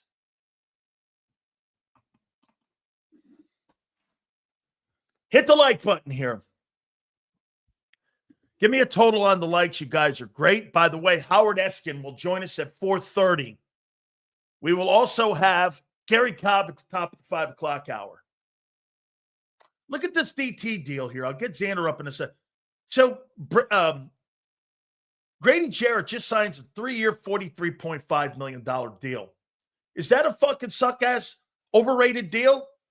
$11 million deal for that guy? It's the market. All right. Guys did a great job this morning, and also Xander's show right after Birds 365. By the way, I tuned on Menstrual Mike's show, and I watched Birds 365, and I got to tell you, it's 10 times the show that thing is. Make sure you guys check that out. Without further ado, here's my boy, Big C, Xander Krauss. Yo, Big Cells. What a day in the NFL. Holy shit. A lot of money being thrown around. Hey, you know what I think I'm watching? It's like Elon Musk and Doge. Hey, listen, a lot of moves being made, but, listen, this is not the time to overreact. We knew this was coming. You can't pay everybody in the NFL. That's how it works. You can't pay everybody. One of the reasons we were a great football team this year is because we recouped with the right talent, the young talent, the cheap talent that you need to build out your roster. So don't overreact. Talent acquisition season is not over. This is, Sills, you used to say it all the time. When you see a team super active in free agency, that does not mean that they're going to be a great football team because they had the most headlines on March 10th. So don't overreact. We're all good. It hurts a little bit. I get it. We just won a Super Bowl, so people are like, oh, I didn't want to see Milton leave. I didn't want to see Sweat leave. I didn't want to see Isaiah, Slay, all these guys. I get it, but you can't pay everybody. You can't pay everybody, and everybody's being paid on offense. So I kind of anticipated that this was going to come, but boy, some of these deals are crazy. Hey, you know how with what you said is just so accurate?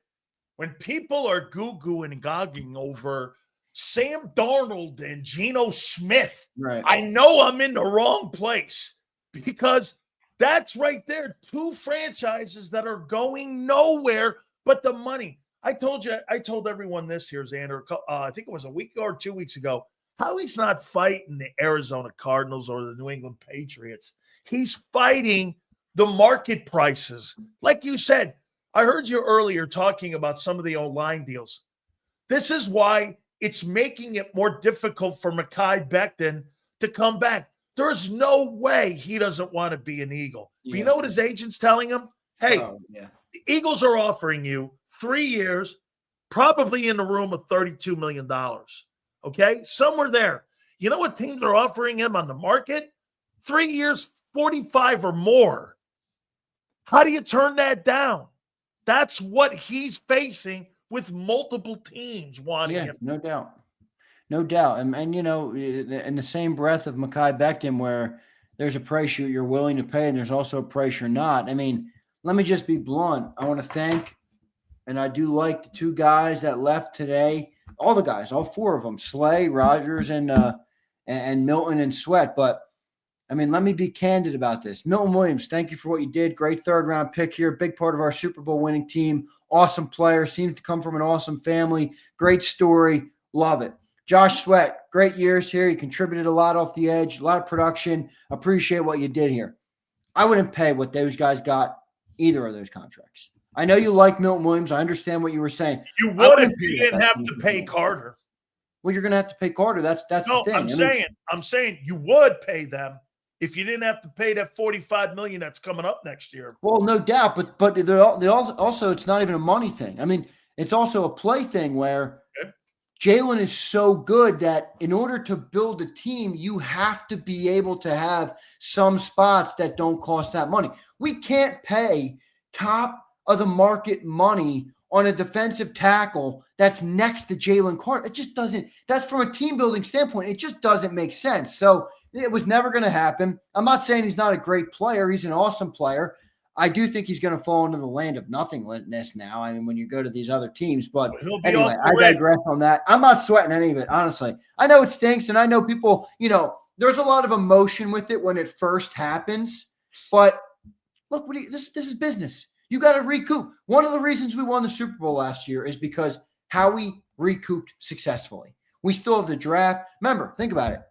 Cooper DeJean, massive part of the Super Bowl team. He came in the draft.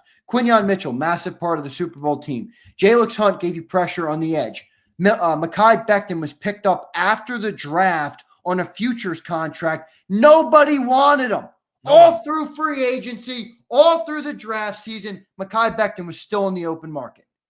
That's when we signed him. So relax. We got to recoup. Yes, we lost some players. Yes, but I feel like our core is intact. Our core players that really made us dominant are still here. I'm not sweating any of this at all. The one thing I will say, the glaring need for me is obviously the edge rusher and that cornerback. I know a lot of fans are high on Keely Ringo. I'm not.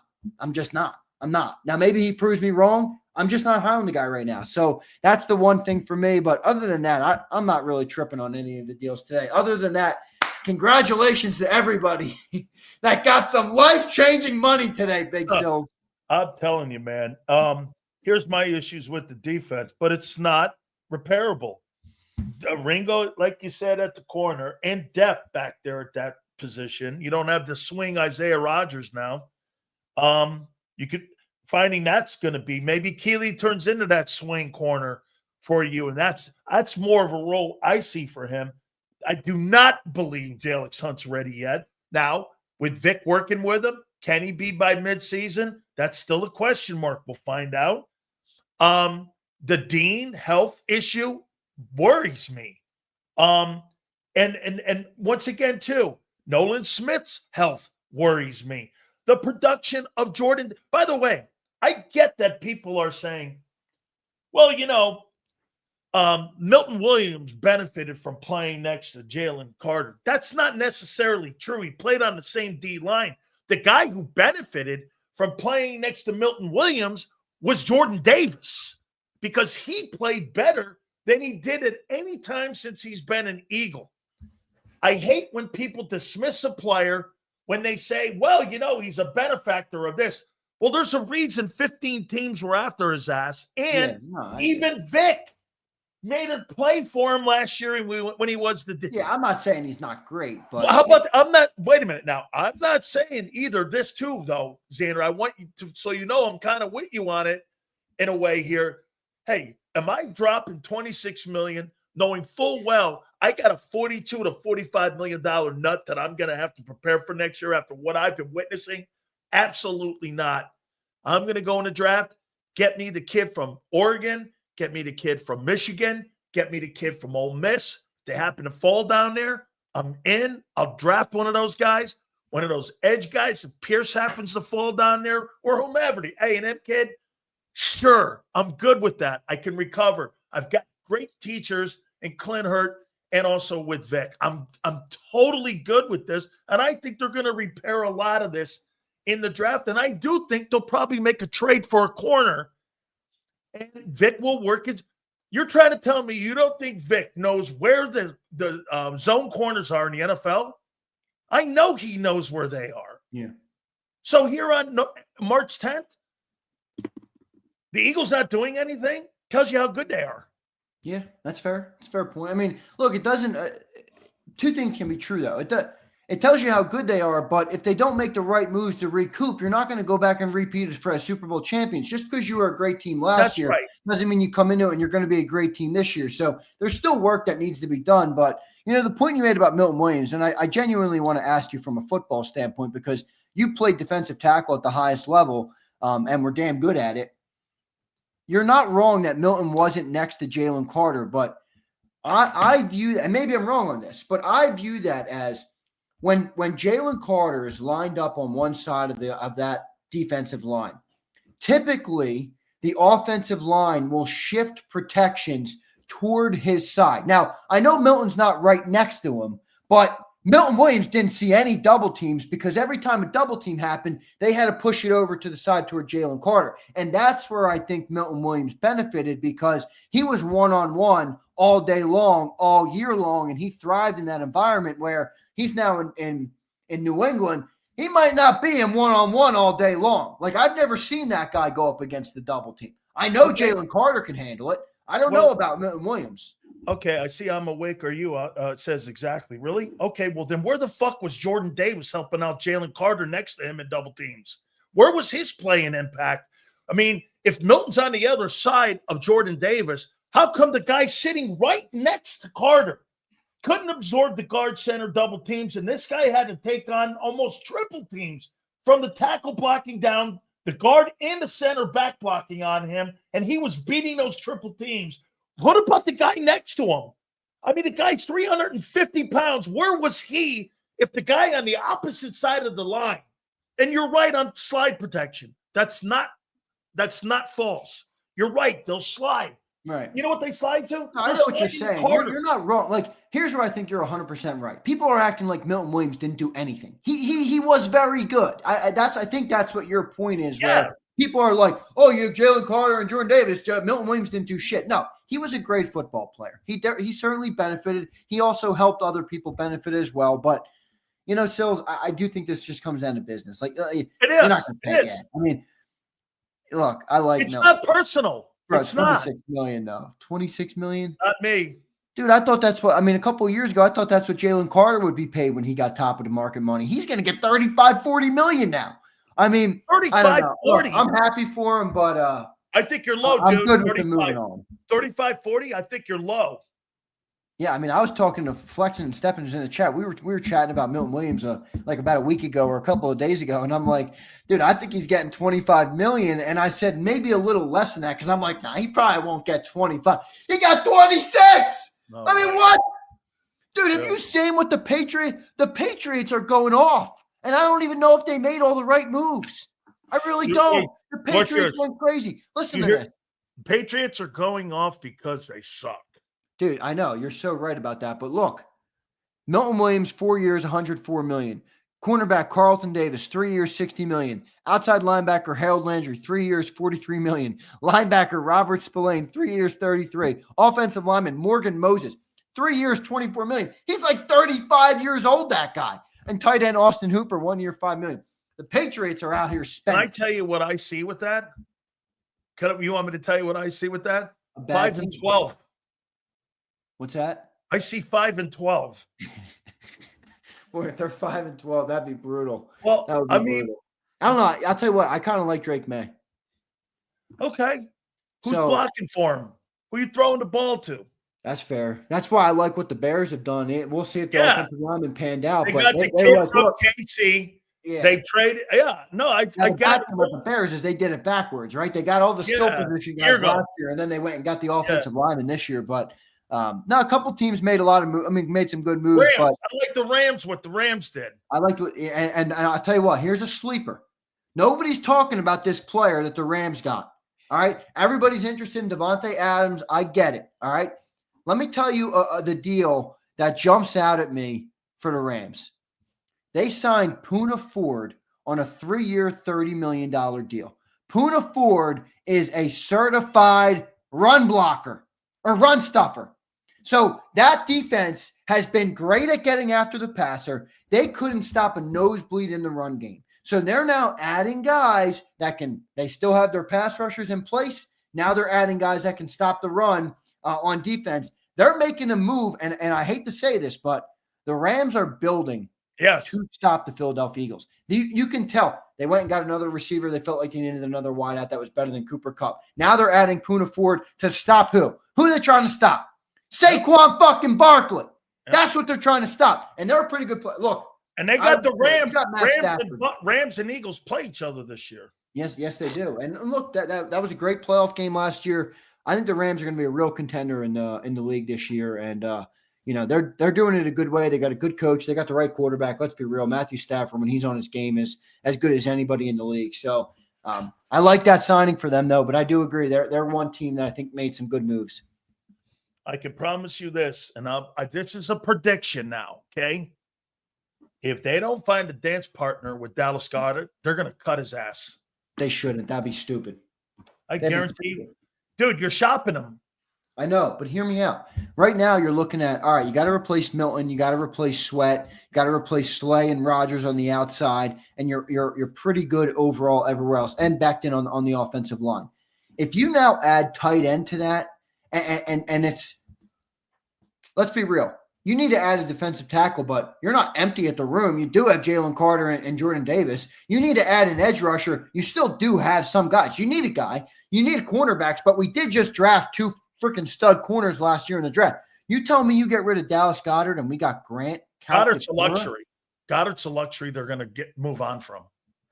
I just think with the two, that would be. You're going to go in the draft and do exactly what I said. In the second round, they're going to draft a tight end. That's a lot of turnover, boy. I'd rather keep that tight end in place this year and move on. If they lose Becton and they drop off, and they get rid of Goddard in a trade or they cut him, there's 2 pieces in the O-line that they're going to have to address. Guard, which is, in my opinion, right guard, I think it's easily replaceable. Tight end, him. Again, no one's ever said he sucks. It's not a suck issue. It's an availability issue.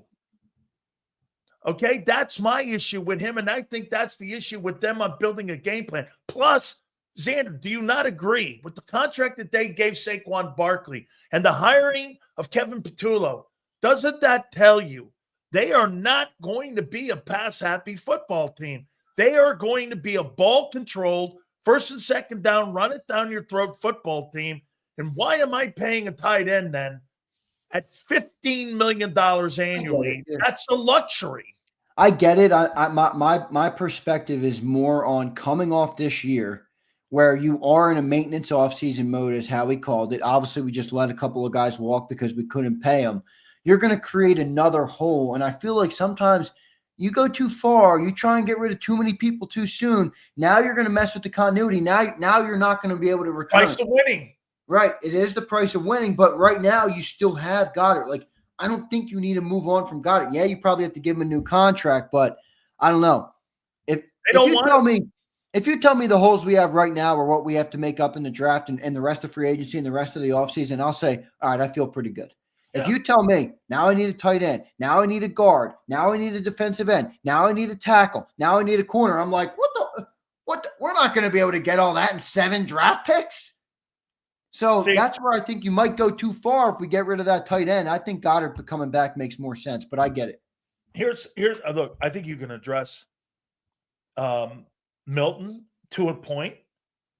You could probably address the Milton. Well, fuck, you drafted Milton in the 3rd. What makes you think I can't get another 3rd-round DT? Doesn't have to be the first pick. He wasn't. Milton wasn't great until year 3 and 4. Okay. Well, maybe it was opportunity then because you were a pretty loaded team in 22. That's true. 22 is definitely true. Remember something about the Eagles. What you guys don't get, not you, brother. What you guys don't get is sometimes just because you don't start in Philly, that's not an indictment on how good you are. Most of the people that play in the second team in Philly would start on 65% of the fucking teams across the league. So if you're Tyler Steen and you're sitting there at right guard and you don't play, well, hey, welcome to the best O-line in football. Okay? You don't tell me you don't think Tyler Steen would start on 60% of the league today if he was out there? I think he would. Shit, you could probably take Trevor Keegan and he'd probably start on 20% of the teams in the league. You're good. Act like it. I mean, you don't have a lot of holes every year, which means this. You don't have a lot of turnover every year because of one thing. You got great players at every position. It's hard to get. Yeah. It's hard to crack the starting lineup in Philly. I mean, everyone's like, well, it's just fucking. We got enough. I'm like, bro, you can't pay everyone, one, and the league is rigged. When there's a reason only 9 teams in NFL history since the Super Bowl. You know what that is? That have repeated as Super Bowl champions. Yeah, it's hard to do, man. It's hard to do. You're seeing why it's hard to do. This is why it's hard to do. I mean, let's be real. Milton Williams isn't getting that contract without that Super Bowl run. I mean, Josh Sweat's not getting that size contract without the Super Bowl run. So, yeah, look, this is the cost of doing business. This is the cost of being great. You know, this is something that we're not used to, because let's be real, we've only won 1 Super Bowl in our career, now 2. So this is what business looks like when you're a Super Bowl champion team. Look at what the Chiefs have done the last couple of you don't even hear the Chiefs name in the offseason normally. So we're gonna have different approaches now. We're not gonna be that big flashy team in free agency. And again, I tweeted it out already. I don't think that's a bad thing. Yes, it doesn't mean you don't have to recoup. You still have to do some things, make some good moves, but this is life as a champion, and it's all good. You got to keep drafting well, and you got to continue to build your roster. Let me, somebody asked me earlier, what contract shocks you? So you're telling me that Minnesota and guarantees gave Isaiah Rodgers $4 million a year in guarantees over 2 years, that the Eagles couldn't come up with that? What was that?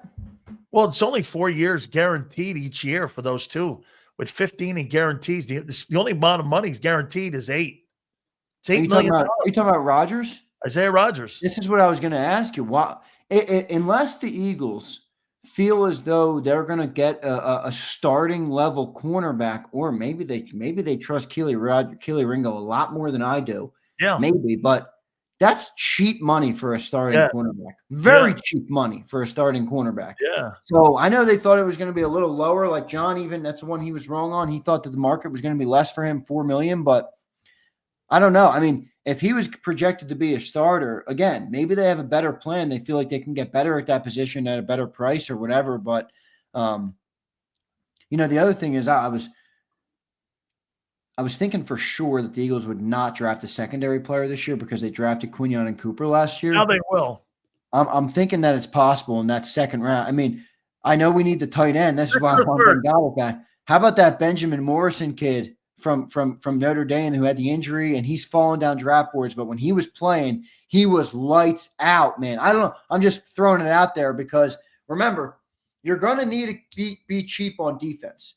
I was saying, Sileo, on my show earlier today, where you think it's bad now. You think there's roster turnover now. Just wait. Just wait a couple of years. Right now, everybody on offense is paid, and it's all fine and dandy in Eagle Land. When Jaylen Carter gets paid, when Nolan Smith gets paid, when Cooper and Quinn, you see J.C. Horn's contract? Yeah. Quinyon and Cooper are going to get paid. When those guys start getting paid, that's where you're going to see the Eagles. Well, let's see how they play, because I saw Sauce Gardner have the same hype that those guys had. Yeah, that's true. Albeit, though, Jets and Eagles, completely different buildings. Completely different buildings. I'm more to believe that those two guys are going to be very successful. Gardner has walked backwards the last 2 years, in my opinion. You think they bring Becton back? I mean, based on the timeline and where we are right now, no. Because like you just said, you said it on this segment already. What you're competing with the market. The market, if Becton is not signed right now, which he's not, you got a team calling him saying, I'll give you $15 million. I'll give you $16 million. I'll give you $17 million. Meanwhile, the Eagles are like, dude, I'm topped out at $9 million. Like I can't go any higher. So he's probably gone. I mean, unfortunately, I wanted him to come back, but I think he's probably gone, honestly, at this 3 point. years in a row, it's not ruled out. He could return, but wait a minute. 3 years in a row, you would replace the right guard? Yeah. I mean, you've done it. Cam Jurgens played a Pro Bowl alternate guard for you. You found a bust of a player to replace him. Yeah, it looks like they're going to get a lot of comp picks back. So, Sills, I mean, you just talked about replacing. I mean, they're going to get a third for Milton. It looks like a fourth for Sweat and a sixth for Rodgers. So they're going to have a lot of picks next year, man. They're going to have a lot of picks next year. But, and don't forget the Reddick picks. Start from the Jets. we got a third for him. We got a third for him next year. Yep, you got a third for him too. So you're going to be loaded up on those threes. Yeah. Hey, so let me throw this at you. I didn't bring this up yet because of the news that was breaking. So Josh Allen's going to make $60 million a year. How about that deal? You think the Eagles top that? I think Jalen Hurts is at the negotiating table right now. Unless Jalen Hurts is taking a Brady approach where he's like, hey, Nicole, because listen, his agent is excellent. She's done really good work. She got another, I forget who else she got signed, a massive deal. Myles Garrett. She's doing a good job. She's the type that's like, hey, bro, he had 4 years left and just got a re-up. We can go and get this deal. I do think, again, I don't like to do this road because I don't like to tell another man how to take care of their family, how to get paid, how to do any of those things. I'm not one of those people that judges players for taking bags of money. I really don't care. It's up to them. It's up to the GMs to figure out how to make it all work. But unless Hurts is telling her, let's hold off and let Howie build the defense up, she's got to be calling, right? She's got to be. I mean, what would she not be calling for? Josh Allen just got re-up with 4 years left. Let's see how much the Eagles love him. Yeah, it's true. It's true. We're going to find. Hey, me, you, everyone, Eagle fans, you're going to find out how much they love him. You're talking about a $10 million improvement on his deal, potentially 13 annually, that you're going to have to kick in for this dude. We are going to find out how much Philadelphia management loves your boy. Yeah, that's true. That's true. But, hey, look, if it doesn't come this offseason, I wouldn't say they don't love him because of that. But, I mean, it would say that they're pushing off the deal a little bit. This guy had half a decade left on his deal, and they gave him that. Yeah, but Jalen did just sign 2 years ago. I mean, you know what I mean? Like, Josh didn't sign 2 years ago. He signed a longer-term deal a little bit ago. So, I don't know. It's tough. I think it wouldn't surprise me if Jalen got a new deal this summer because Howie likes to be proactive, and that's one of the reasons that we're not the Cowboys because we don't let other teams set the market. But, I said to John this morning, if you got to reset the market every 2 years, then what the fuck is the point of setting it anyway? You know what I mean? Like, if they're already going to redo Jalen's deal, I guess they could probably lower the cap hits again. No way are they going to pay him more than $65 million a year. No fucking way. Then again, wait, let me back up. I never thought that a guy like Milton Williams would get 26 annually too. So I better just be quiet on that because, hey, these deals that are being thrown around. Do you know what I was doing today when you were like barking out those fucking contracts? I couldn't believe how mediocre players were getting enormous contracts. Crazy. And getting big deal. I mean, those old linemen, the kid from Atlanta, the center, Dahlman. Big Commanders trade breaking right now. Laramie Tunsil, left tackle, traded to the Commanders. Wow. Texans sent Laramie Tunsil to the Commanders. So they are now trying to improve that offensive line to protect Jayden Daniels. I like that move. I think Tunsil's a pretty good player. He's an all-pro. He's an all-pro tackle. Yeah, he's good. Hey, by the way, they're taking on a huge number. That guy makes some big numbers. He's a and they sent him draft picks. So I don't know what they got him. They sent draft picks for him. So I'll give you guys the update once I get it. But that's a big deal right there. That's a big acquisition. Wow, they get Jeremy Tunsil in the building. Laramie, but yes, Laramie to get the did he play at Ole Miss?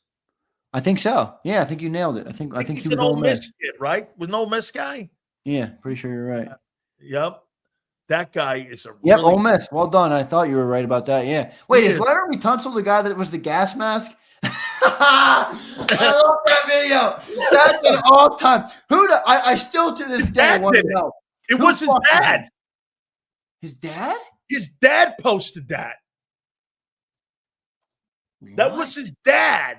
That's fucked up. Because don't you remember he plummeted in the draft over there. I may or may not know what that gas mask was, everybody. I may or may not. Hey, I thought it was the fucking funniest thing I ever saw. He takes it off and he goes, "Booyah!" I felt bad for him that he lost a bunch of money, but yo, he's made it up now. I can promise you this.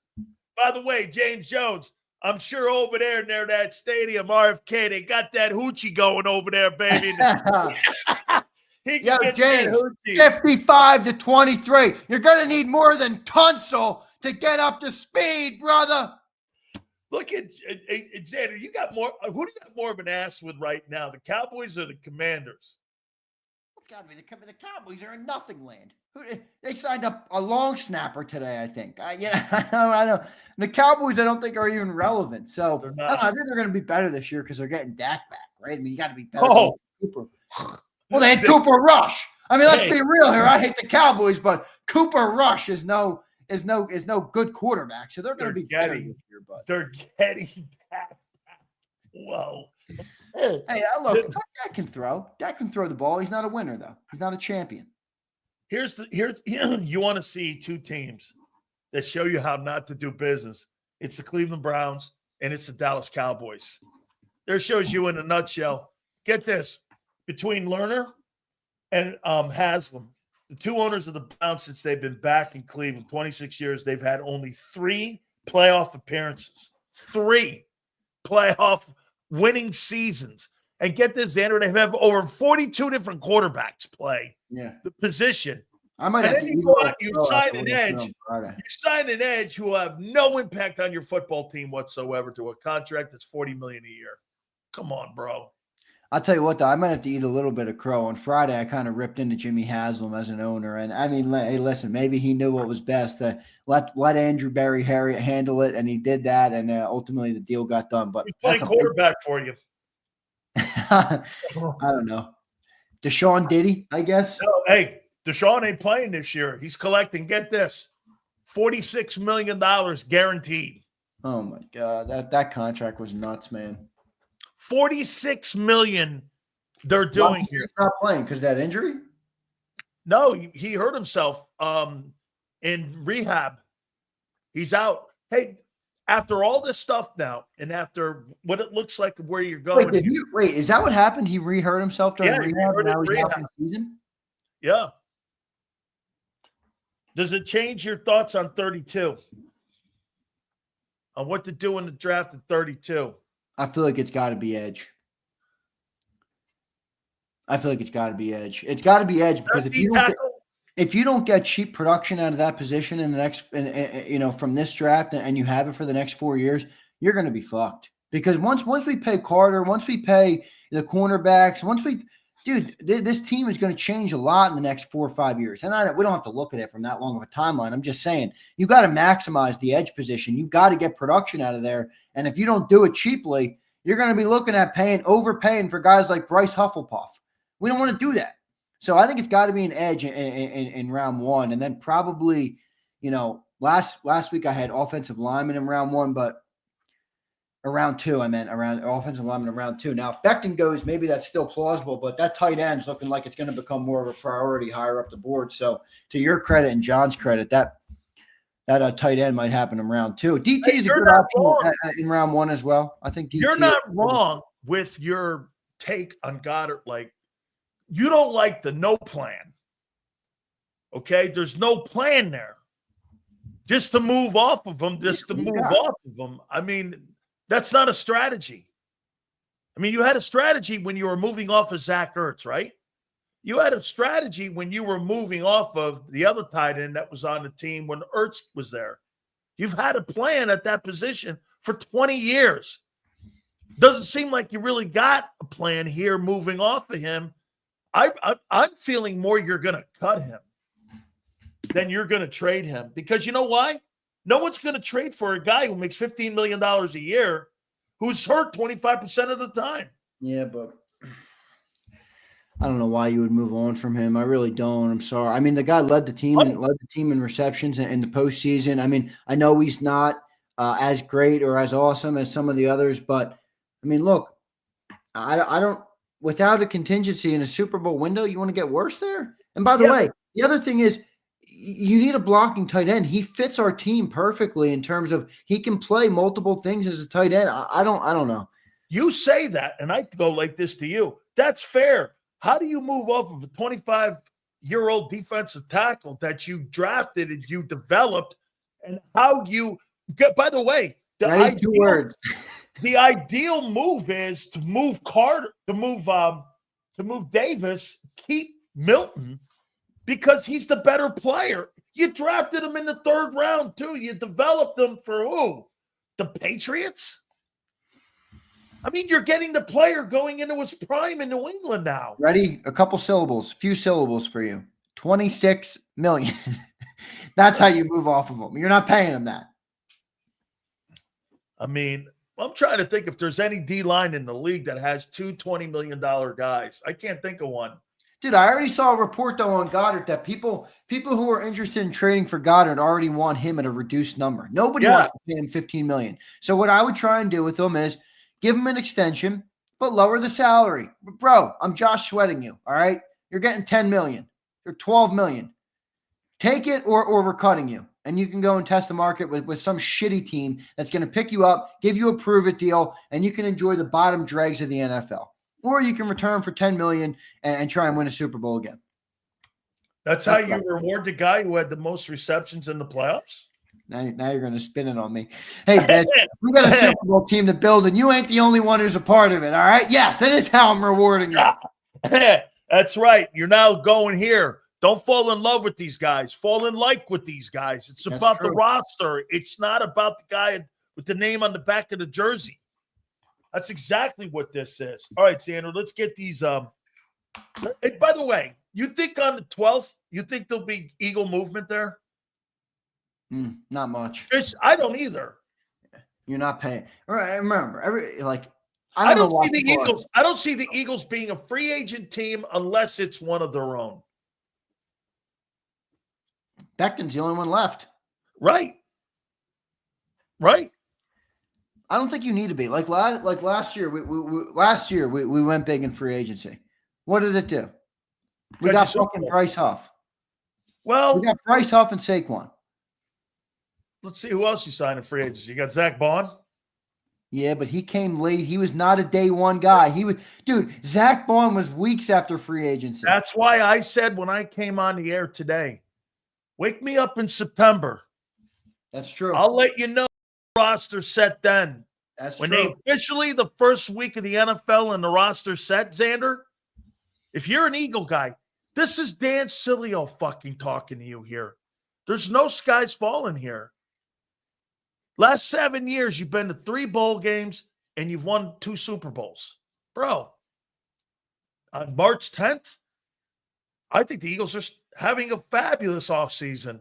They're not going to overpay. They're telling everybody in the league, yeah, we got a guy coming up here, man. That's the second most expensive guy and the most expensive guy in the NFL at his position. Have the Eagles ever had a guy outside of Jalen Hurts where he was the highest paid player at his respected position in the last 10 years? Probably Lane. Now you got Jalen for 2 minutes he was. Now you're going to have Carter for about 2 minutes. Just telling you, man. And by the way, get used to this. Next year, those numbers are going to look even bigger than what you're seeing right now because of Amazon, gambling, and the stuff going up. So do you know what you may be paying? Again, you may be approaching $46 million annually for Jaylen Carter next year. No, it's not going to get that high. If it gets... It's 42 now. I think it's 40 now. Oh, sorry. Cap goes up 20% more next year. Okay, let's hypothetically say it's 44. This guy makes $6 million. He'll make $6 million less than Hurts. Tunsil's very good. Laramie Tunsil led the NFL in penalties last year. There you go. Oh, I like Xander. He always finds a way to take a shit on the Redskins. Laramie Tunsil. I mean, he's a good player. Hey, James, he's picking on you, ain't he? He thinks your team I think it's got a lot to do with the owner, too. All right, well, listen. Laramie Tunsil's is going to be 31 at the start of the year. And I'm not saying that's a big deal. Lane Johnson's way older than that. You can play tackle, much older, but let me look up how Tunsil graded out last year. All right, I'm not quite sold that that's as good of a move maybe as we think, all right? Led the league in penalties last year. You hate to see it. So he was 23rd out of 141 tackles. Jordan Mailata was number 1. Lane Johnson was number 5. You can add our 2 tackles together, and your guy's still not in the room. It's an okay guy. And by the way, he made the Pro Bowl this year for the 5th time. I'm not saying he's not a good player. And Mailata did it. I'm just taking jabs at James Jones. Hey, James, I know. Listen, James, he's a 5-time Pro Bowler, too. Mailata didn't make it. And they did upgrade. It'd be a lie to say they didn't upgrade. They upgraded for sure. I don't like the holding, though, too. I mean, he's known for that, too. Led the NFL in penalties last year. Not a good place to be. That's for damn. Let's do these supers. Howard Eskin's going to join us at the bottom of the hour, guys. That Laramie Tunsil holding penalty versus the Eagles is going to hit like crack next year, baby. I can't wait. I can't wait to hold that against James Jones. I can't wait. All right, here we go. Super chat time. Anthony Wilson, Slay, you can't pay 2 DTs over $25 million. I agree. I agree. I mean, hey, Anthony, once again, Milton Williams and Josh Sweat are a casualty of the greatness of Jaylen Carter. Going to pay that guy next year. Case closed. What it is. Hey, by the way, you're paying for being good. Yeah, this is the cost of being great. Ramir, Dallas can't stay healthy, plays 7 games a year. Oh, you're talking about, well, no, that's not true. He played 14 games this year. Ramir, if you're going to come in here and tell me a reason why to not keep a player, at least be fucking accurate, Ramir. Come on. He just led our team in receiving yards in the playoffs. I mean, come on, dude. It's a shitty comment. Yeah, he struggles to stay healthy. That's also what makes him a great player, though. He's physical. He blocks. He uses stiff arms. He does things that we like out of our tight end. You think Grant Calcaterra can do that? All that's true. Then why are they shopping him? Because they're cutting numbers, bro. They're cap crunching. They're Elon Musking the Eagle roster right They're now. doging. They're doging the offense. They're doging the Eagles. Yeah. Brian Pump. Xander, come on, man. You sound too scary for my liking. What do you mean scary? I just told you why we're all good. Have some damn confidence. The exciting white Howard Roseman. I thought you were going to say me for a second. I am an exciting white. Yeah. Sydney Family says, get Allen and draft an edge defensive tackle. Howie Sniper waits. Yeah, I like Allen, but he's meeting with a couple teams today. Minnesota he met with today. Then I think he's on his way to Seattle or San Francisco. I don't know where San Francisco's getting the money. They don't have any money. I actually like the fit of Isaiah Rodgers in Minnesota. Yeah, I like him with Leslie Frazier there. Or no, excuse me. And I like him with the guy, the former coach of the Miami Dolphins, Brian Flores. Brian Flores. Yep. JD3, what's up, JD? This draft will be 3 out of 4 drafts. We will have to address defensive tackle because Davis can't stay on the field. 13th pick can't play 20 snaps. SMH. The brutal truth is that JD3 is correct. Yes. Yeah. Yes. Milton Williams has been a better player the last 3 years. He has, but I really don't think Milton Williams is. I love Milton Williams. I'm not pocket counting. I'm very happy he got paid, but dude, he's paid like a top. With the money that's being thrown around, I'm warming up to $8 million on an extension for him. Yeah, well, $8 million is a third of that. I know, less than a third, dude. I'm warming up to that. Yeah. How about the Jets getting Justin Fields? They paid Justin Fields 2 years, $40 million, I think it was. I mean, $30 million guaranteed. Dude, what do we do? What are they doing? They should have drafted Jalen Milrose. Who's the coach they just hired? And I liked him. Oh, Aaron Glenn.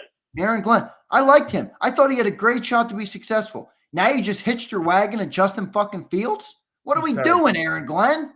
He can't throw the ball, man. He can't. I don't know what they're thinking. I guess he played with Garrett Wilson at Ohio State, and they thought that was a good enough reason to bring him in. Brian Pumper. These dudes in chat want us to give these geriatrics a contract.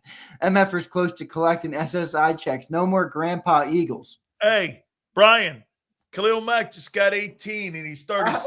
What was that deal? The guy had 5.5 sacks, 6 sacks last year. They gave him $18 million guaranteed at 35 years old. I mean, shit. Don't hate the player, hate the game. Oh shit. Carmine, what's up, Carmine? 4 4 third-round picks in 2026. 2 comps for Sweat and Williams. 1 is their own, and 1 for Reddick. Plenty of young guys coming via the draft on defense. We do have a lot of picks. Yep. It's 26 going to be loaded with picks. Let me ask you this, Carmine. While I appreciate the comment and I appreciate the foresight, how does a 2026 draft pick help us field the championship football team in 2025? It doesn't unless you use them to trade and get players or something. So that's right. But you can use those knowing that you have those for the upcoming draft, Xander, on future picks. If you want to make a trade to trade up, you trade like this year and next year's 26 to move up to the second round to get a tight end. That's how you're going to use those picks. Okay? I mean, if you suck, you know who the Eagles want to do business with? They want to do business with Cleveland in the draft, New England, the Giants. Hey, by the way, stop it with the Micah Parsons stuff. Jerry Jones is not trading ever Micah Parsons to a divisional opponent, especially that opponent, the Philadelphia Eagles. I think the Cowboys should trade Parsons. They need multiple picks to fix that football team. O-line, D-line, linebacker. They need it in the safety position, the overrated corners they have. They have a running back. They have so many places that they need holes. Parsons doesn't address that. I mean, you know how far away they are from the Cowboys? From the Eagles. The Cowboys are like 3 drafts away from being competitive with the Eagles. They're so far away. The Cowboys are brutal. They really are. Brian Pumper, here we go. Let's effing go. Get all these old geezers and role players off my team. Yes, these dudes in the chat can eat dirt. Well, Pump, I love you, but you haven't been right about literally 1 take in 12 months. So, Pump, this morning, Brian Pumper was telling me to put my faith in Johnny Wilson. I think he's a 49ers troll, this guy. I mean, what? Johnny Wilson. Holy, yeah. Here's the moves that they've made so far. Hey, James Jones, here's your moves. They re-signed Bobby Wagner. They re-signed Zach Ertz. They signed tight end John Bates. They got Deebo Samuel. They got Javon Kinlaw. And they just traded for Laramie Tunsil. Now, that's not terrible. They're adding – again, remember what I told you guys before. You know what I said? Xander, don't look at the Deebo move. Look at the collective group of moves that teams make. And then you go from there. One move's not going to change the fortunes. Like Devontae Adams is not going to change the fortunes of the Rams. You know what's going to change the fortunes of a Ram? A D tackle, a linebacker, a wide receiver like Adams. Collectively getting – here's what happened last year with the Eagles. You got Vaughn, Becton, Barkley. All those 3 guys were instrumental in your team's success on the Super Bowl. That's what you're looking at when it talks about building a team. One move does not make success for a team. It's multiple moves. Absolutely. It's the whole process of it, the whole roster building process. That's why Howie says, like he said at the Combines, it's not going to look the same, but hang in there. Well, it doesn't. I think he said that also because I'm paying a running back and a linebacker again. That's not typically what we do. Over my edge rusher and my defensive tackle. That doesn't happen often in Philly. Q the guy. What's up, Q? We might have gotten this one already. How about the Eagles today throwing out that smokescreen press conference with Saquon Barkley? That was some bullshit. They love doing that shit, don't they? Oh, Ringo is 2 years. He's only 22. Did you get this one? Well, yes, I did. Yes. All right, and then we got a couple new ones. MJ, a member for 5 months. Thank you, man. Appreciate it. Can't automatically draft edge at 32. Best player on their board whenever Howie drafts for specific need early. He reaches and goes south. Well, he'll probably shake and bake. I don't know if he'll pick at 32, but you're not wrong. Ramir says, how many times do we say Dallas can't stay healthy? Every year. Dallas can't do anything right. Steve says, hello, Dan. Thank you. It's like a horror movie. Hello, Dan. I don't know what the hell that means. All right, there we go. All right, we got all the super chats. Thanks, everybody. Great stuff. We got our friend Howard Eskin coming up. I can't wait to hear him and how he sees all this. Yeah, it's gonna be good to hear. It's gonna good to be here. It's been kind of a funny couple days here for Big Sills, and yeah, it is. Hey, I really your text to deactivate your Twitter, but I held off. Hey, let me say this to you here, Bubba. It's been great, absolutely great stuff. You guys have been awesome. I appreciate it, Xander. I don't know if they're going to make any moves here, the Eagles, as we get closer to March 12th, too. I don't know what kind of moves we're going to be talking about here. All right, so I think they're going to be secondary B moves. Dude, get this. The Barkley, Bond, and Becton moves were considered B moves. Yeah. You know why I say Barkley was a B move? The initial offer was to Sweat. Yeah, and it's a running back. Nobody wanted to pay him last year, so hey, we got plenty of time, and I feel like even with the losses, we're still in pretty good shape as a roster. Yeah, especially with the draft coming up. All right, brother, we'll catch you tomorrow on Birds 365, or if anything else breaks. We appreciate you, man. All right, brother, appreciate it, man. Thanks, everybody. Hit that like button for Big Sills. Thank you, guys. You guys are great. Howard Eskin's going to join us here in a couple minutes. Don't forget our great friends at Morgan & Morgan. John Morgan has the #1 injury law firm in America. Folks, their track record speaks for itself with over $20 billion in recovery for their clients. This is what Morgan & Morgan does. I told you about the family in Pennsylvania that was initially offered $650K. How about this? They ended up going in and got $26 million for that family. In Florida, family was offered $350,000 in a settlement. Morgan & Morgan went in and got $12 million for that family. If you're ever injured, please check out my friends at Morgan & Morgan. For more information, go to forthepeople.com/Big Sills or pound law 529. That's forthepeople.com/Big Sills or pound law 529. And do me a favor, you tell them Big Sills sent you. This is Eric. When he got injured in a car accident, he called Morgan & Morgan. He not only gets a lawyer, he gets trial lawyers like Sam and Jessica, who are in it to win it. He gets his own investigators with briefcases, leather ones. And if you ever have questions, our customer service folks keep things rolling. Injured? We're your army. Morgan & Morgan, America's largest injury law firm.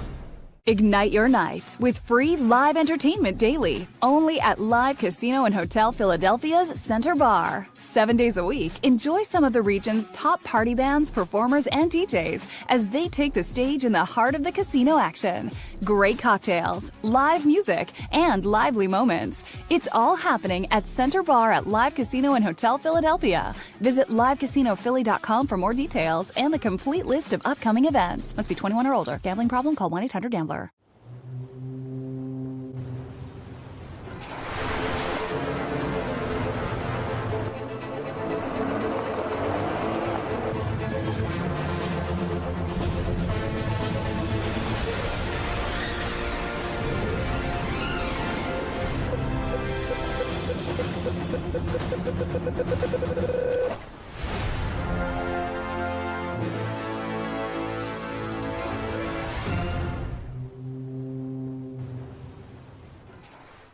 Your financial future is on the line. Are you ready for what's next? At Leone & Company Wealth Management, we help young professionals, business owners, and pre-retirees navigate the complexities of building and protecting wealth.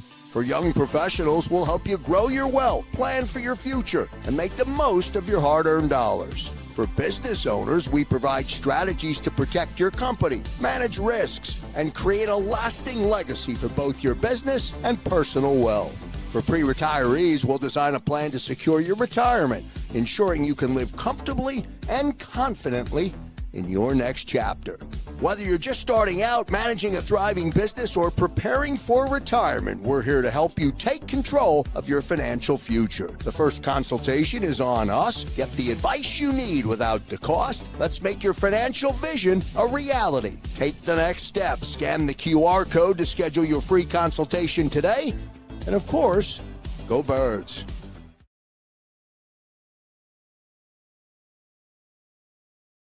In our hometown, we all look out for each other. We step up to keep our communities going strong. And at Independence Blue Cross, we're here to keep you going strong as the #1 health insurer in the region. No IBX is always looking out for you. EAGLES. Eagles.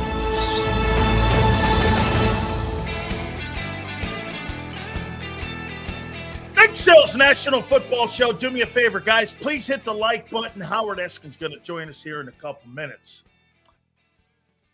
We are going to get to the Super Chats here in a second. I'm going to give you my ranking on where I rank the Eagle free agents heading into today.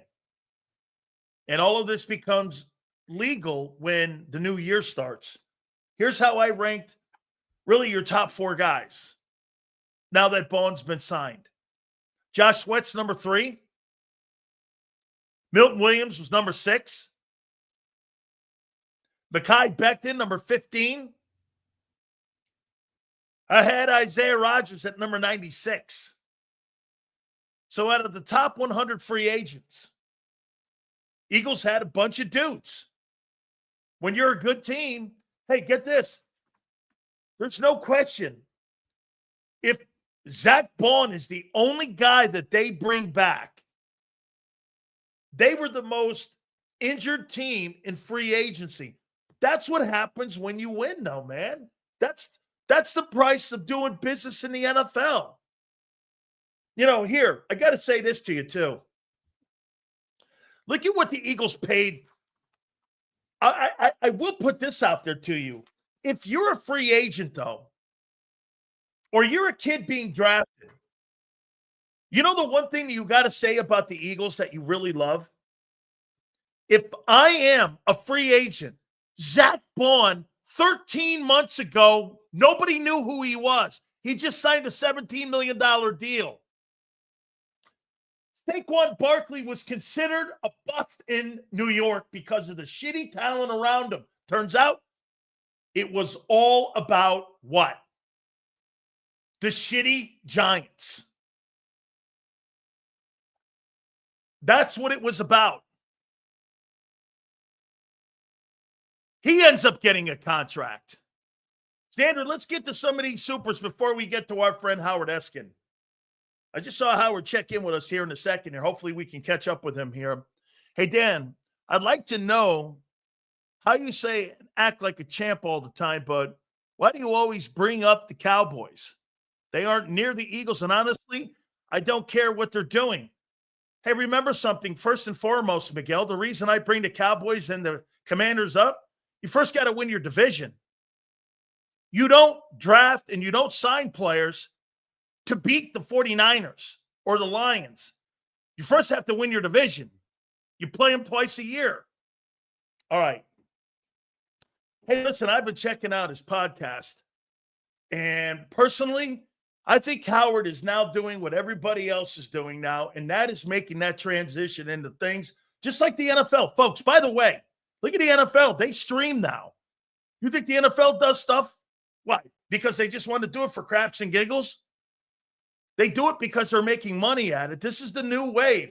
And now I found out there's no guardrails where you can actually do a radio show like Angelo, myself, and the rest of the guys can. Without further ado, you got to watch his podcast. It's sensational. He is sensational. It's one of my favorite hosts of all time. Philly legend, Howard Eskin joins us now here. Howard, thank you, man. Hey, how's the new venture going, man? And are you enjoying doing it? Yes, I am. And it's whenever I do something, when I'm talking to people, I don't think about anything else except the subject matter, talking to people, and it's fun. And the people have been, it's not an interview, it's a conversation. And when you have a conversation, it becomes much more enjoyable. So I look at it that way. It's much How more can enjoyable. people, at the end of the conversation, I'll tell folks how they can get in touch with you. I've been watching it. I saw the one with Barkley that you had. I thought that was absolutely awesome that you kicked it up with here. But let's start with the Eagles here. People, it's kind of like sky is falling kind of stuff because, you're seeing all these contracts. Milton Williams signs a 26 annual deal up in New England. You see Arizona gets Josh Sweat. Becton now is being courted by a lot of football teams. I mean, you got Howie. It's only March 10th.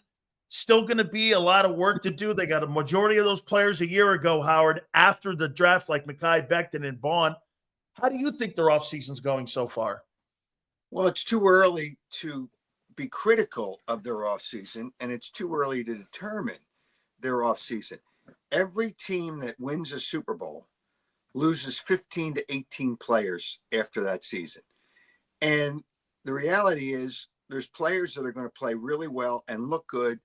Maybe they're not that good. I think Milton Williams is good. I think Josh Sweat, he's had some seasons which have been erratic, but he played well the last season. It was a contract year. Darius Slay, I'm okay with Darius Slay going. I mean, if they have good young quarterbacks, all right, it's time to move on.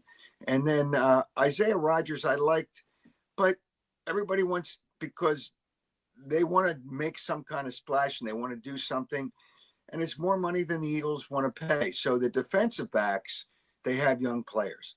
Defensive line, they'll probably get somebody who was released by another team that's going to sign a contract, a one-year deal, which is what they're going to like.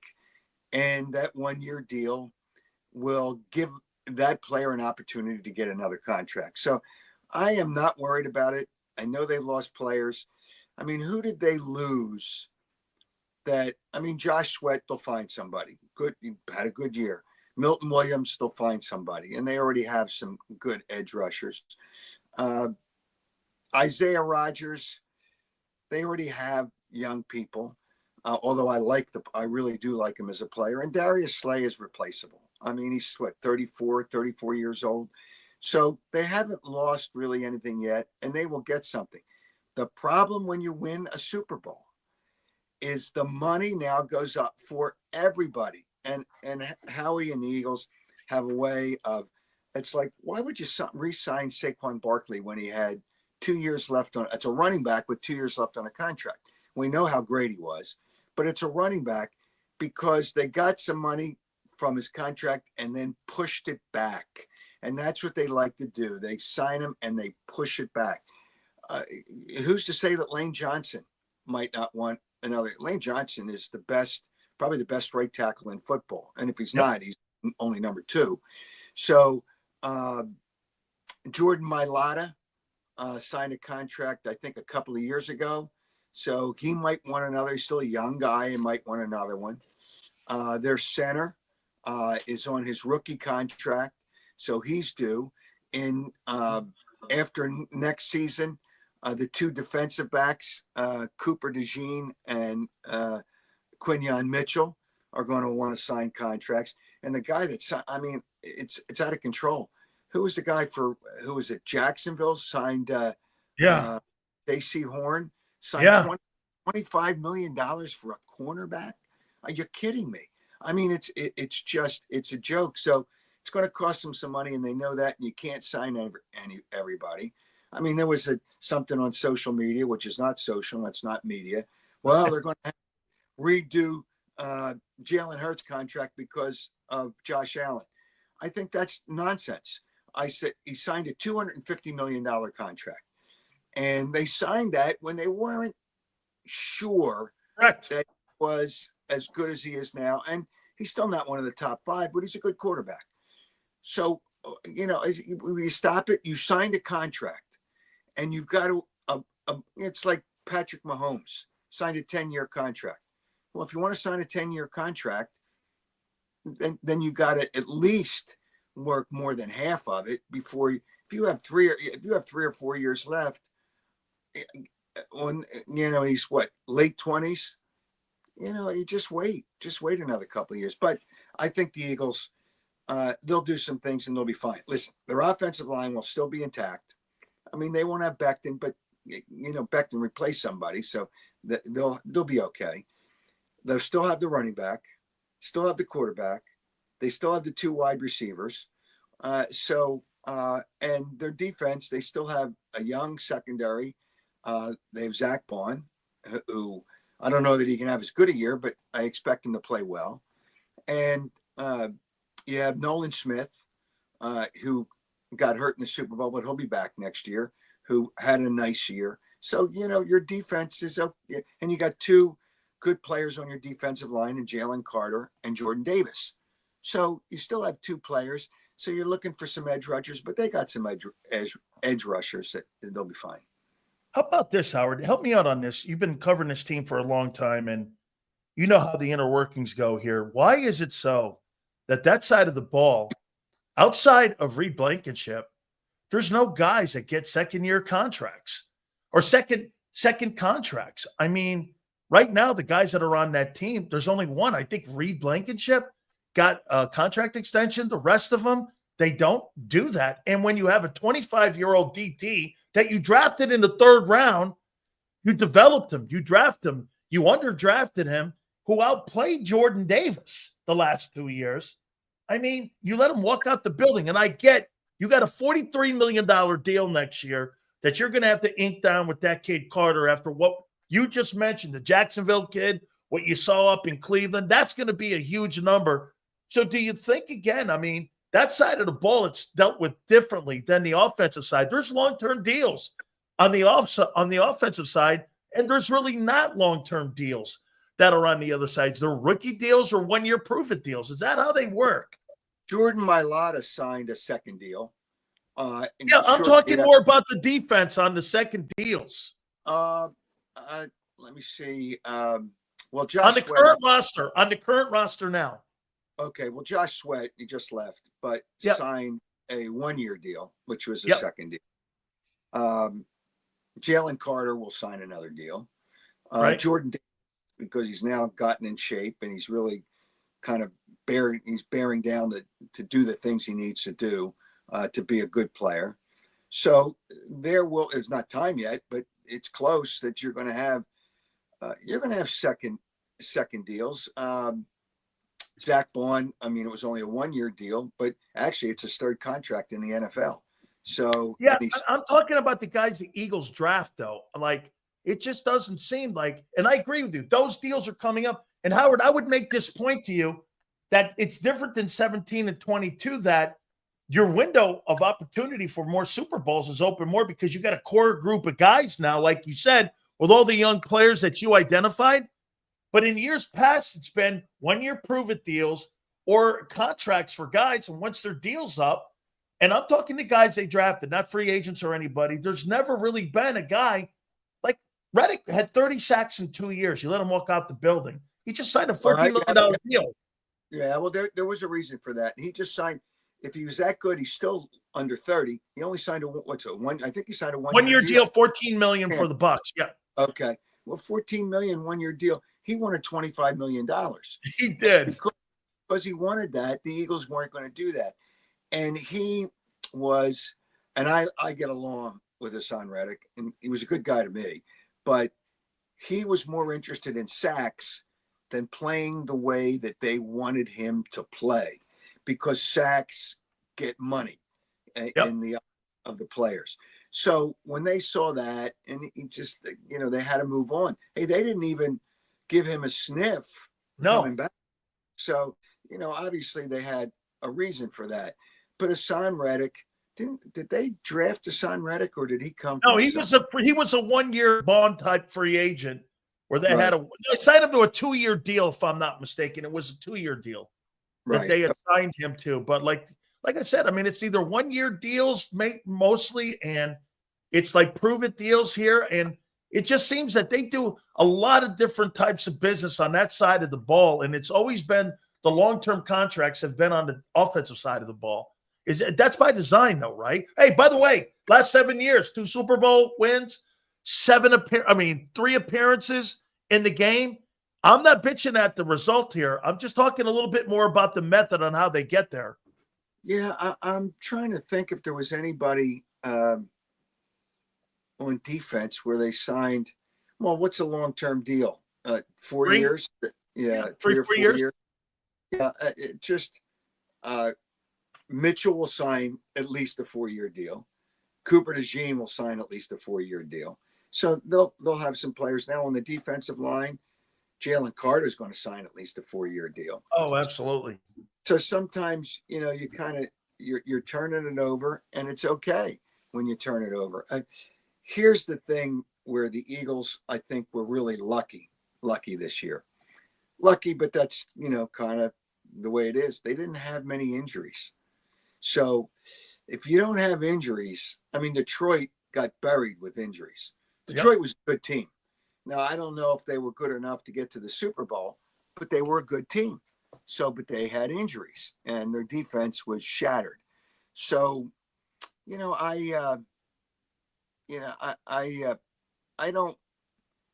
don't worry about. They already have a core of good players, so I'm not worried about the other parts of it. You got to concern yourself with the injuries and your offensive line.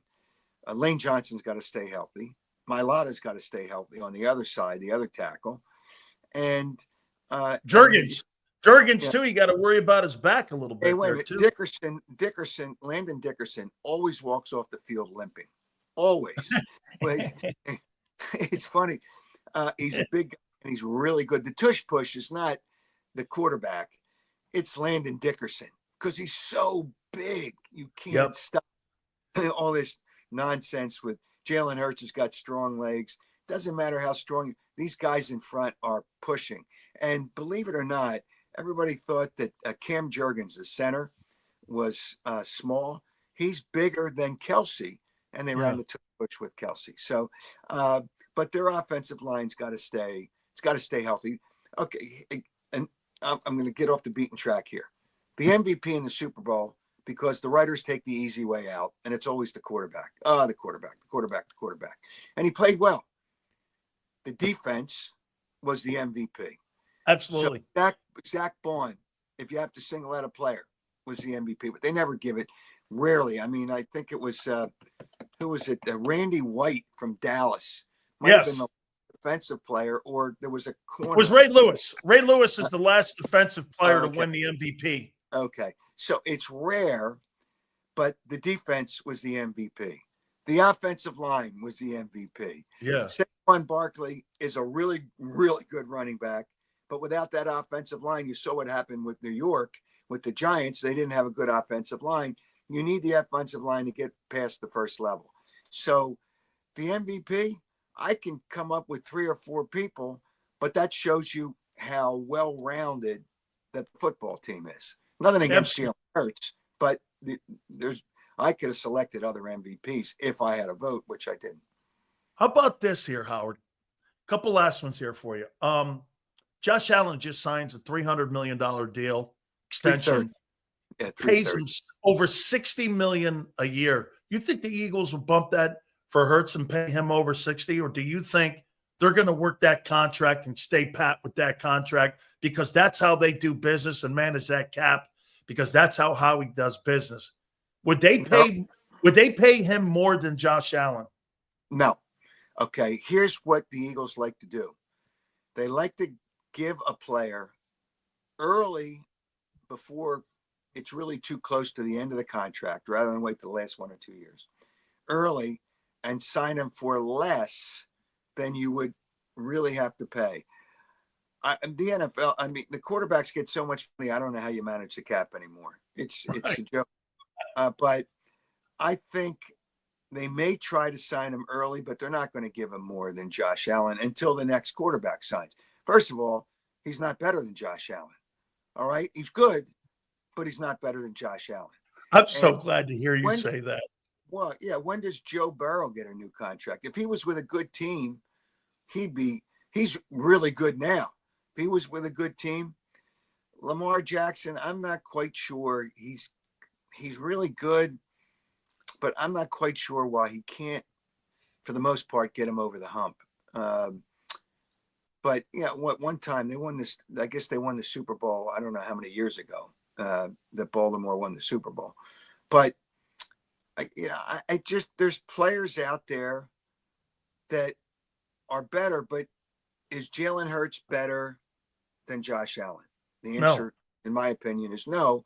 So you don't give him more than Josh Allen until the next quarterback signs. But I don't know that there's a quarterback out there other than Joe Burrow, who should get at least as much as Josh Allen.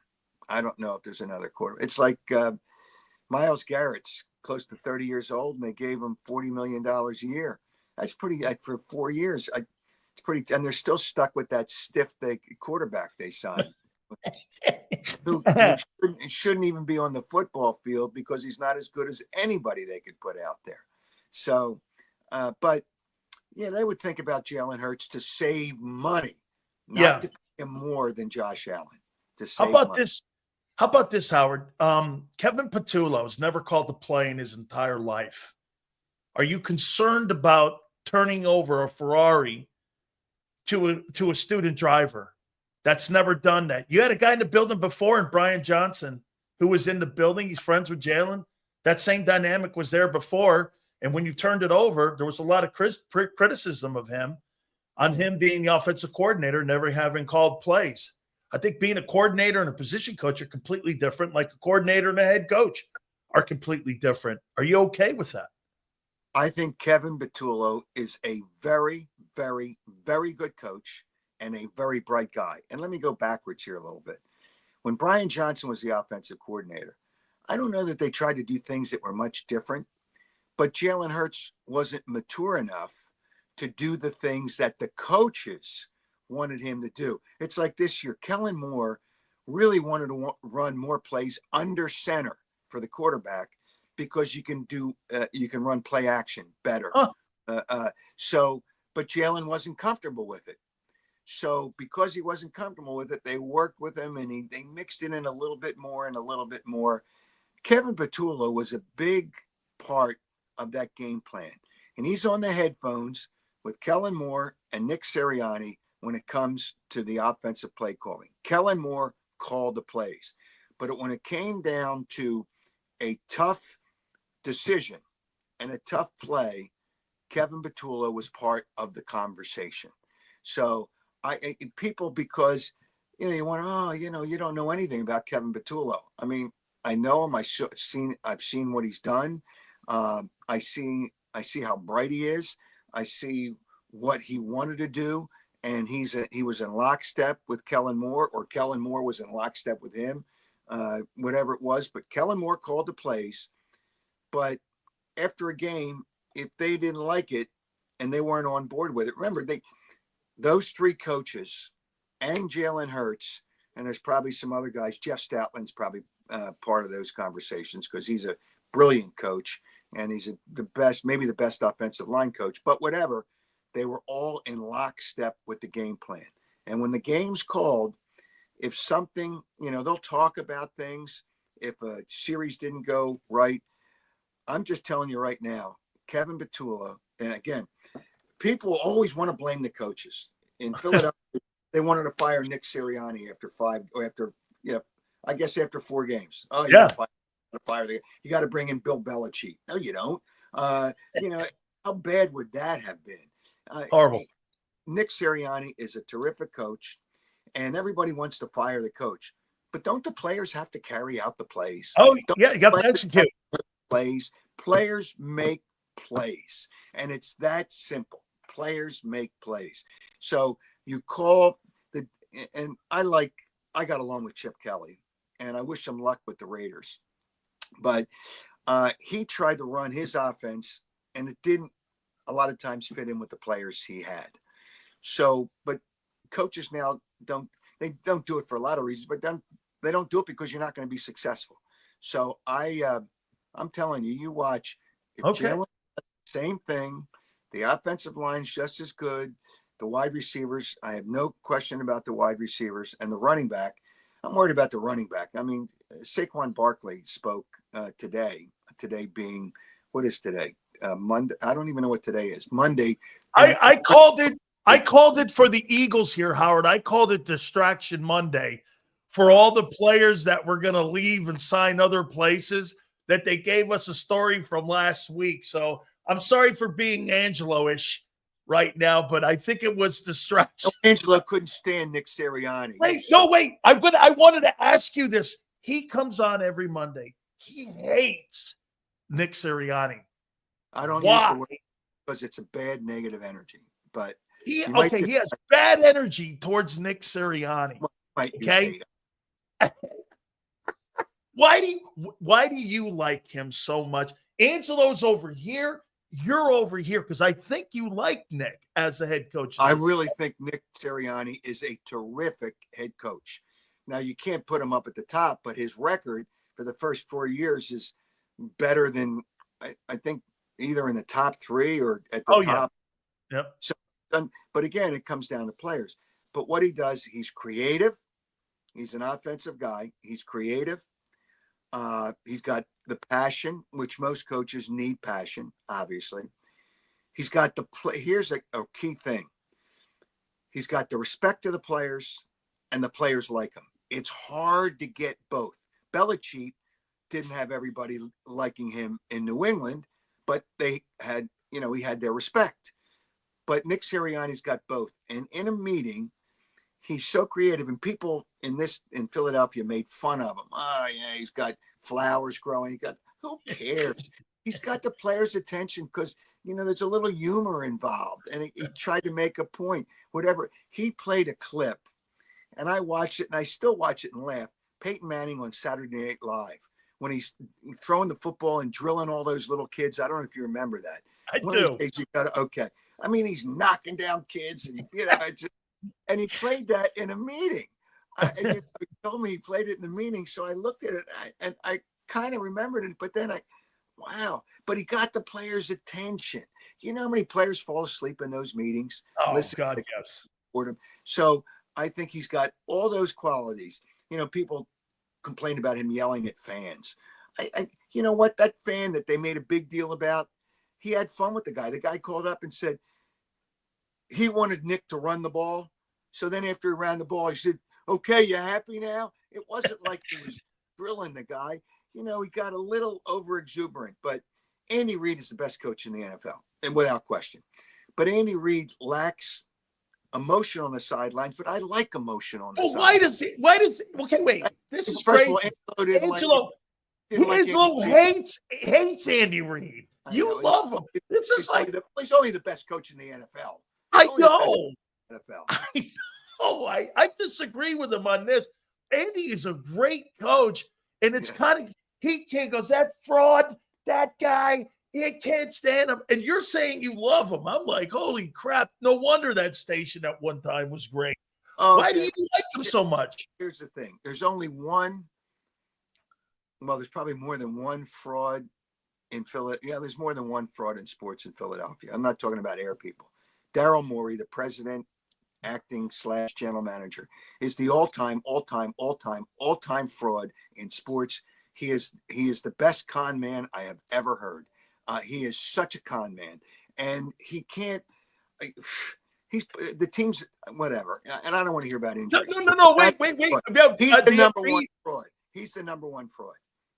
But Nick Sirianni's a really good coach. He's not Andy Reid, and he's not the best yet. But I would say he's probably in the top 6. I like Sean McVay. Sean McVay's a really good coach. Too. But he didn't have all the players, and he had injuries. I think Sean McVay is a terrific coach. Yeah. But, when you don't win, people in Los Angeles are not as tough on people. Angelo will rip me next time. But I think Nick Sirianni is a good coach. I think he's a really good coach. And I think Kevin Petullo, who's worked with Nick Sirianni for 8 years, they know each other well. They're on the same page. And that page has been a pretty good page to get you at the top of the bestseller list. So, so it's pretty good. Hey, last one here for you. I'm going to, unlike Tony Bruno with lead pipe locks, and admit that I stole something from you here, because Tony was on last week too. So I was talking to Mike North in Chicago, and I would been calling LeBron James LaFraud after that whole scene he had with the flop last night. And he goes, where'd you get, what? I go, where'd you get LaFraud from? I go, don't tell anybody, but I got it from Howard Eskin in Philly. He's been calling him that for about a decade. He's been calling him LaFraud. I mean, I think that story's been pretty much, you want to know the biggest fraud in Philly right now? To me, it's Embiid. It's not so much. Maury's never won anything. To me, Joel Embiid. Embiid is a phony, not a fraud, because he comes off like he works hard. He didn't go through the rehab program that they wanted him to go through at the beginning of the year because he didn't like it. Not that it would have been any better. Daryl Morey gives him a 4-year extension, which starts next year, by the way, at $62.5 million a year. After he's already been injured. He's injury prone. But Embiid plays for himself, which he plays for his numbers, doesn't listen to the coach. When the coach wants to take him out, sometimes he says no. People that sit behind the bench told me they've seen the interactions there. Sometimes when he wants him to go in, he said, nope, I'm not going in. Not because he's tired or whatever. And he doesn't play for his teammates. He won the MVP, so he's got that, so he's happy. He won a championship, although he didn't play for his home country of France, which was his home country, because he wanted to win a gold medal, calling it a championship, because he's never going to win one with the 76ers. So he's kind of a phony, very talented when he was healthy, but he's never healthy. But he plays for himself. Here's a guy that's 7'1" and shooting 3-pointers all the time. Hey, listen, you want to bring guys out once in a while. Embiid, I have said and said it consistently, I would have traded him 3 years ago, and then people jumped all over me. And, how do they feel now? Now you can't trade him. And another guy that takes nights off, Paul George, he's mailing it in too. Outside of last year when he played 71 games because he was playing for a contract, 4 previous years he averaged 50-some games a year. He takes off.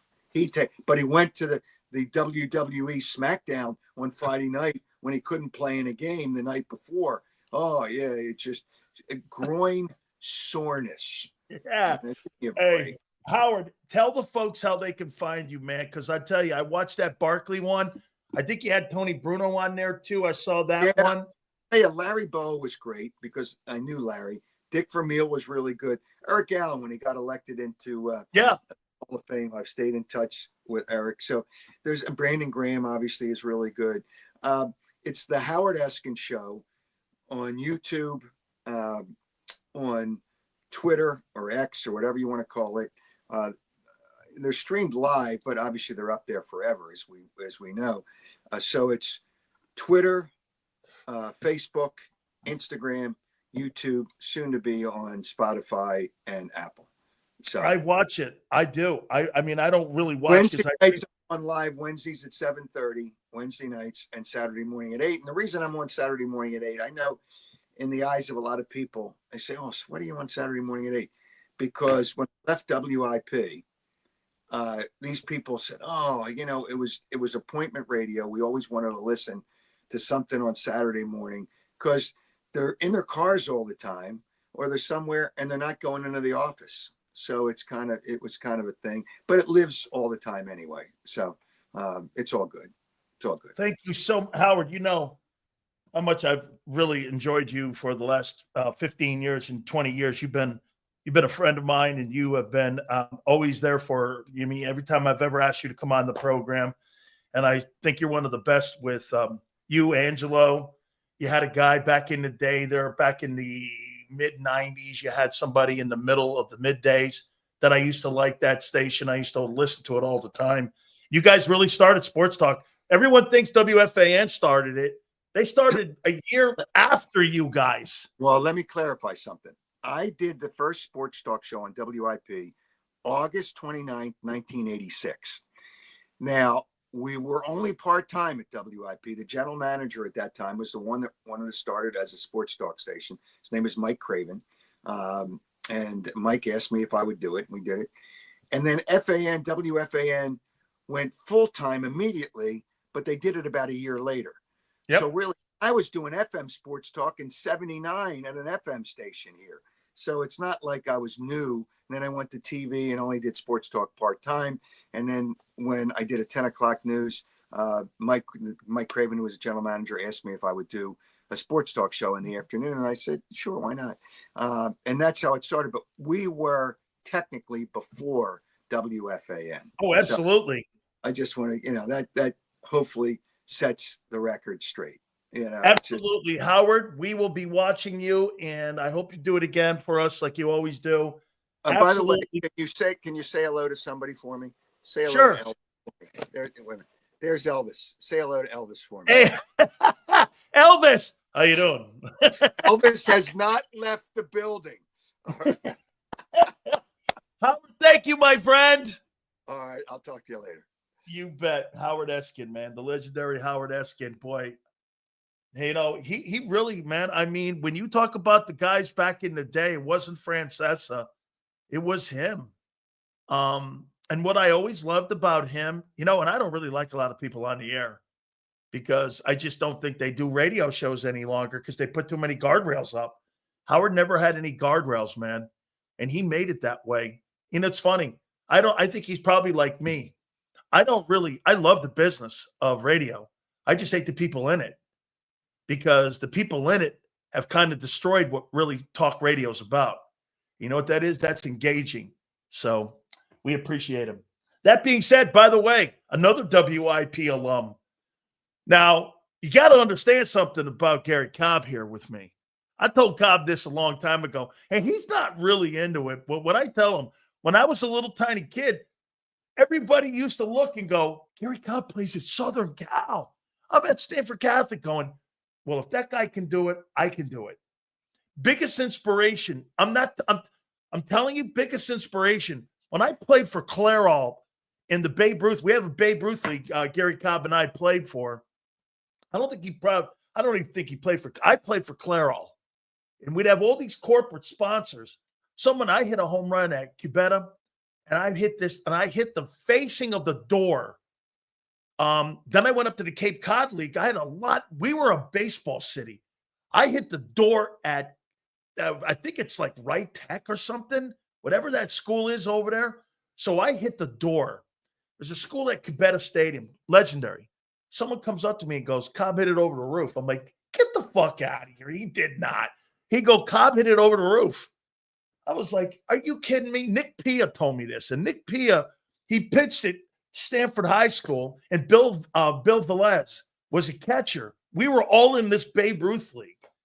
So Cobb was a hell of a ball. I'm surprised he played football. Yeah, he only played 12 years. But, hey, let's bring him in here. It's a big deal going on now in football. You know I was enjoying you and Howard. You know how well I know Howard. I do, man. And hey, you know what? Howard's something else. But when you were on WIP, man, that station was off the chain. Great. Yeah. I mean, those were great times, huh? Being on the air. Oh yeah, with Angelo and Howard and those guys, you know, they always kept something going, and they were fun. It was a fun time because really kind of breaking through with sports talk and everything.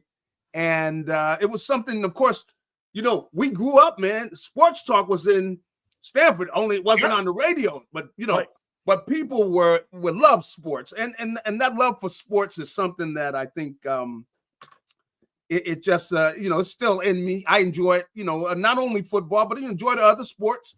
You love the competition, you know, where people have got to back up their mouth. You know, they well, you got to go out and show us, you know. That kind of thing. And then, you know, well, you know, you see how Michael Irvin is everywhere talking sports. And, you know, playing with him, oh, man, you know, somebody would never shut up. The time he come in the locker room, man, yeah. But the thing is you had to put up or shut up. You know, people had to go out and produce. You could talk all that noise, but guys were going to challenge you. Your own teammates challenge guys. Look, you're talking all that noise. Let me see what you're going to do on Saturday or on Sunday or whatever, you know. And that's the fun of sports, you know, is that you gotta go out and show us what you got, and the competition and everything. That's what you love about it. And you know, I've been doing that since, because I remember as a kid, we're out on the playground arguing about this player and that player. You know, you got the guy's baseball card and stuff. Such and such ain't no good, you know, whatever.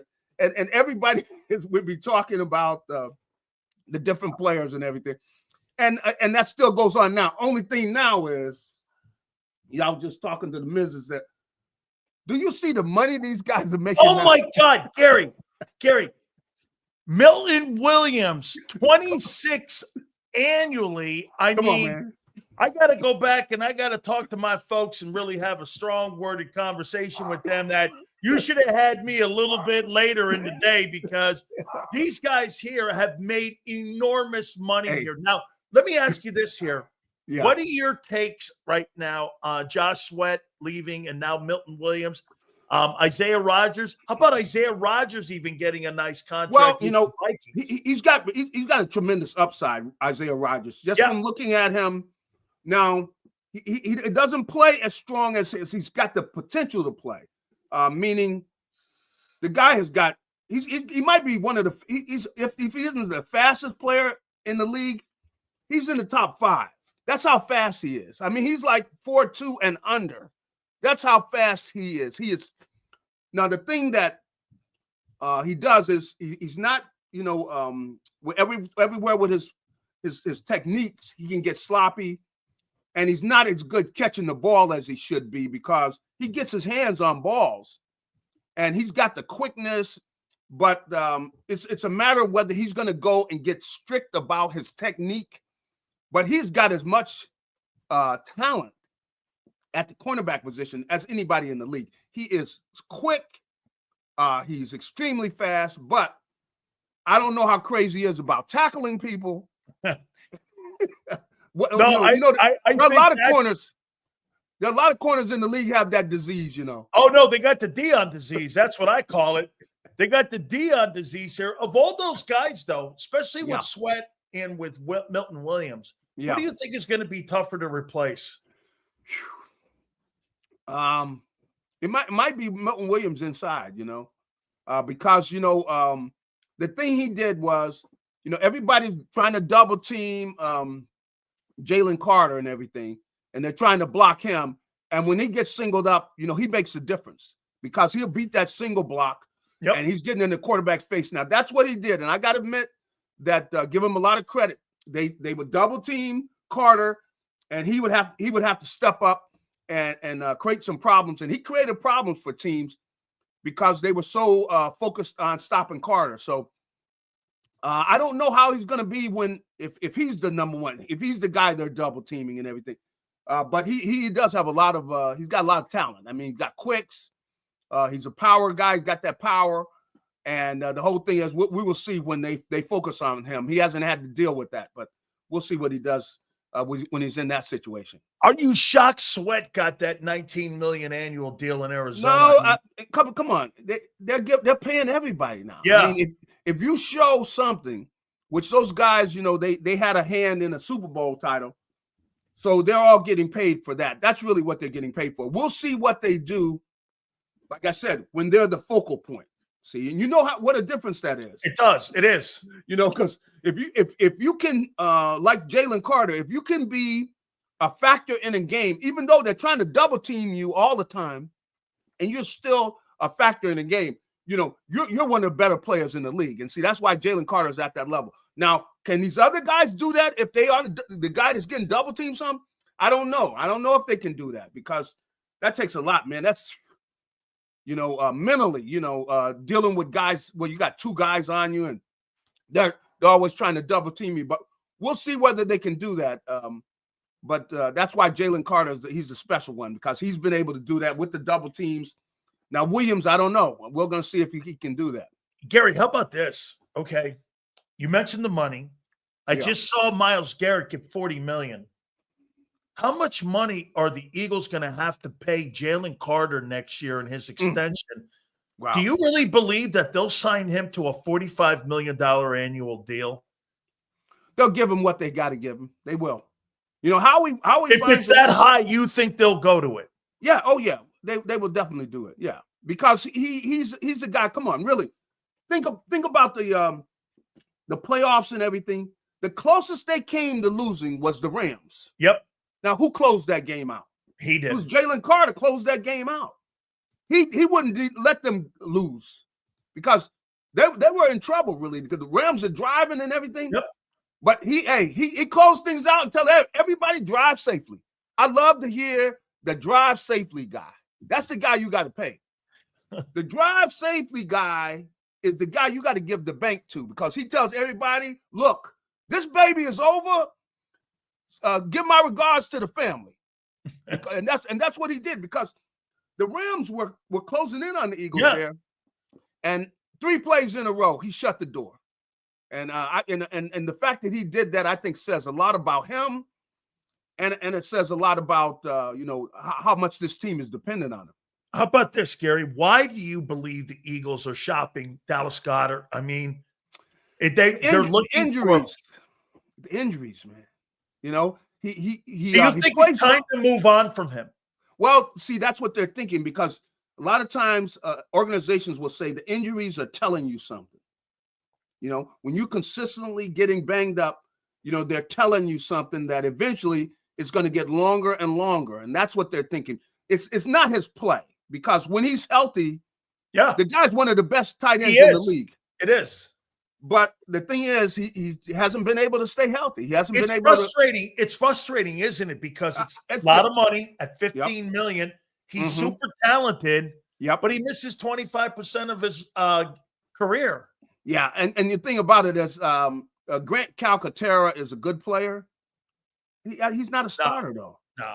Because he's not big and physical to be able to block. No. Now, he's a great guy to have there as the second guy, because Jalen likes him. Him and Jalen have played together for a while. Yeah. He's got confidence in him. He's a good route runner, and so he's a good backup, But as a starter, I've seen people, I'm going to look up and slap him down, like, man, what are you kidding me? You're going to try to block a defensive end?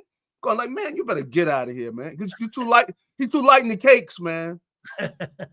Too light in the cakes, man. Unless he can go and somewhere get in, do some eating and get in the weight room or something. No, but his body, though, just look at him. He's not that kind of guy. He's a Gary, good backup, though. He'd have to put bricks in his pocket for like him to hang in there here. Couple last ones here for you.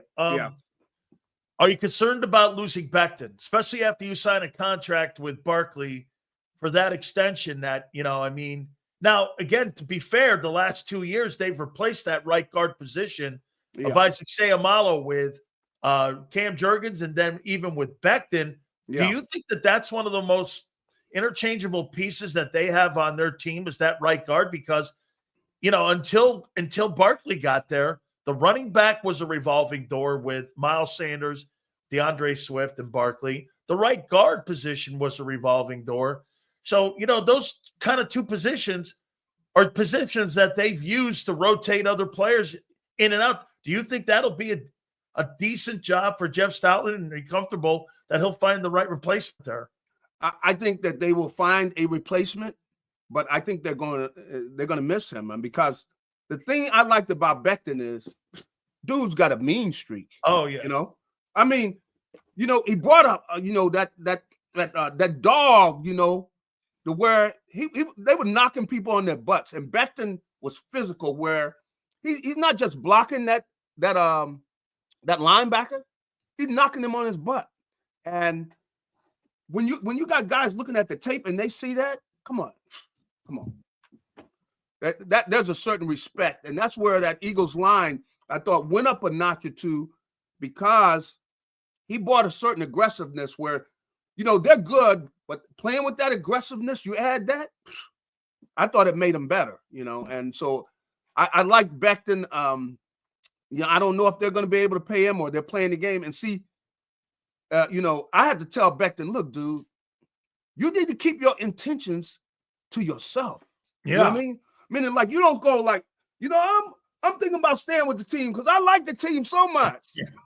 So you guys don't have to offer me any money, see, because I love the team so much, I could play without money. Dude, what are you doing? Dude, you need to go shut up. I think his agent had a conversation with him and said, hey, that 3 years, $31 million offer the Eagles offered you? Well, I got 4 on the table right now for 3 years, 45 and up. Yeah. You better start. So I think what he did was he told his feelings and showed his feelings in negotiations of what he wanted to do. But the reality is his agent's telling him there's multiple teams that want to give you really good money. I've seen average guys sign today. Yeah. That are lesser of a player than him. That's and he must just be really tugging at this thing right now. Yeah, it's tough. And you know what? he was just being honest. Yeah. Because you could see him over there, man. But think about what he's been. New York is tough, man. If you're not doing what you're supposed to be doing, if you're an underachiever, yeah, as a kid, I grew up looking at those papers, ripping them a new one every day, and he's looking at the paper, and they're just ripping him, and he looks at TV and they're ripping him. So he was happy to be in Philly, man, to be able to play the way he knew he was capable of playing. He really flourished, and he's a better guard than he is a tackle at the pro level, Yep. Unless maybe you got a better coach that works with him a while, he could develop the technique outside. But that corner is tough, man. Pass blocking, it's tougher than the guard position. But see, at the guard position, he can be in there and just be a bully in there, and that's what he likes to do. And I'm telling you, he set a even better, I thought, attitude with that offensive line by knocking some of the people on their butt. He wasn't just blocking the guy; he was putting him on his butt. Oh, he was throwing people around like he's throwing people out of a club. I don't know if he's going to come back. I think he really does. He wants to come back here and everything. If they can just give him an offer that I think that's somewhat close to what he's getting at other places, I think he's still going to come back. Yeah. How about finally here? Does any of this change for you at 32? Now, let's just say they don't move up or they don't move down or now to the first round. Is it still edge? Is it DT now? And now with the talk of Goddard, you got to think in the first two picks. I'm not thinking first pick, but maybe second pick, tight end. Yeah. I mean, how do you look at their first two picks here right now as you're getting just a couple weeks out from the NFL draft? I mean, has anything changed for you? Well, I definitely think so. I think that tight end position, I would agree with what you said, is that they're going to have to move at number 2. I think they're going to have to get a tight end. That's going to be something that because you need a guy that can't just run the routes. He's got to be able to block. He's got to be, you don't want to make him a problem where you can't run inside and everything. You want a guy that can block that tight end position. That's not the easiest thing to do in the NFL, to block that, because you're going to have to block defensive ends. There are times, of course, sometimes you're doing the double team and everything, but there are times you got to at least hold your own against this guy, not let him just let's throw you around. So you got to come in and you got to be a decent blocker, and that's what you don't see as much on the college level, is seeing tight ends that can block, on the NFL level. There are not as many of them. They can run the routes and everything. So I'm really interested in seeing how this whole thing's going to work out. And it's not the easiest thing. I think they're definitely taking a chance, and hopefully, they can get a guy in here with that second pick and get somebody in there that's physical enough to be able to hold their own with the blocking. Because I think there's quite a few guys that can do the job in the pass catching and pass routes, but to be able to block, and how important the running game is. In fact, today, I was over there at the Eagles complex with Saquon. He was over there talking today, and he was talking about, because I had asked him about how what he expected, what does he expect that teams are going to do against him this year. And he says, they're going to get some of what he saw against Kansas City. They're going to be coming up to try to stop him. He doesn't know everything they're going to try, but he knows he's going to see some of the things they saw where teams are going to try to take him out of the game plan, and the Eagles are going to have to make adjustments. So I think he realizes that a lot of teams, they're sitting their defensive coordinator. You know what he's doing right now? He's on a vacation, right? And his wife is going, What are you doing? What are you doing over there? Saquon Barkley. That's what I'm doing. I got to ask you here. And Xander, I want a soundbite from Howard. Howard Eskin said this, and I want your opinion on it. Yeah. He said Jalen's not a top 5 quarterback in the NFL, and he said that he shouldn't be paid more than Josh Allen, who just signed that $60+ million deal annually Do you agree with that? Well, I could see him saying that, even though I don't think you're giving Jalen as much credit as really deserved. I thought Jalen had a lot to do with the running game. See, he did. Come on. That's right. Jalen, come on. Not only was Jalen running, his threat to run, but the adjustments. He was the one making a lot of the adjustments they made on a lot of those big runs. If you look at him, you'll see that they stand. He goes from one side to the other, and Jalen moves Saquon over to the other side. Yep. And they take a play, and boom, Saquon is still running. He's still running right now. They still haven't caught him.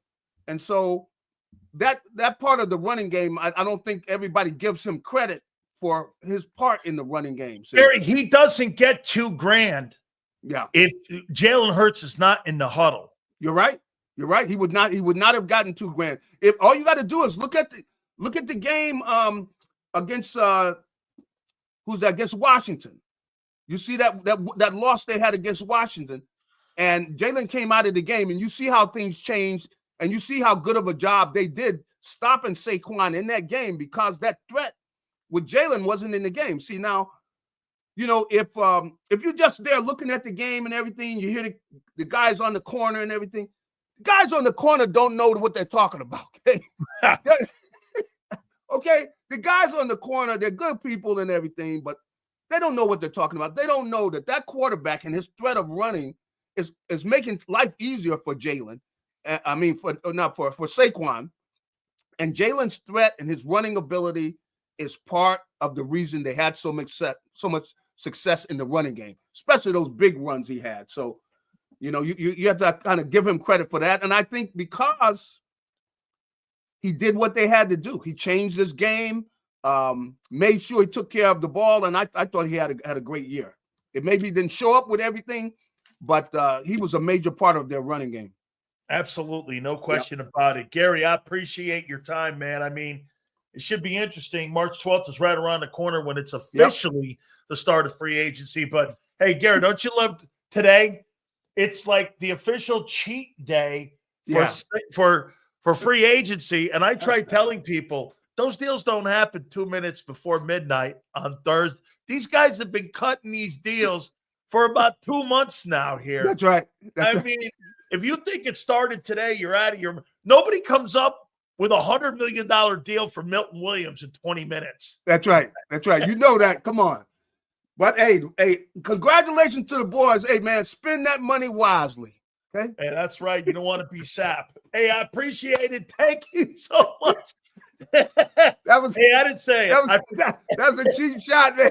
I did, man. I shouldn't have done that. Hey, you got Gary, love you, brother. I appreciate it, man. Hey, have a good one.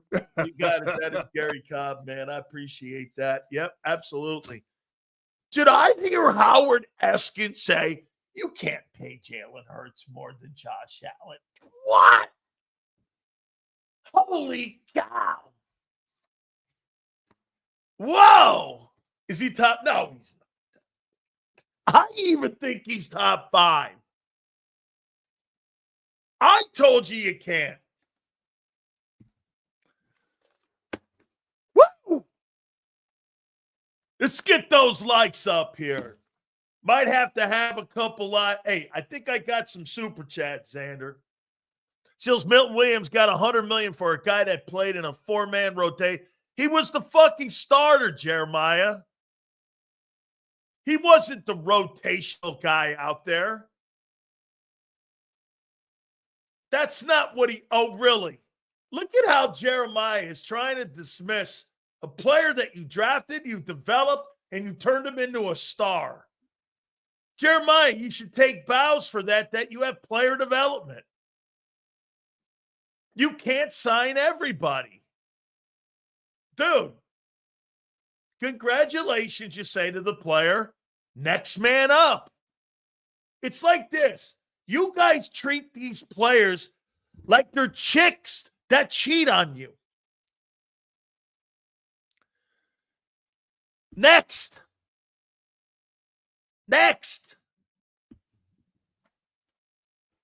Woo! Man, Howard Eskin. Are you crazy? can't pay him more than you pay Josh Allen. Holy shit.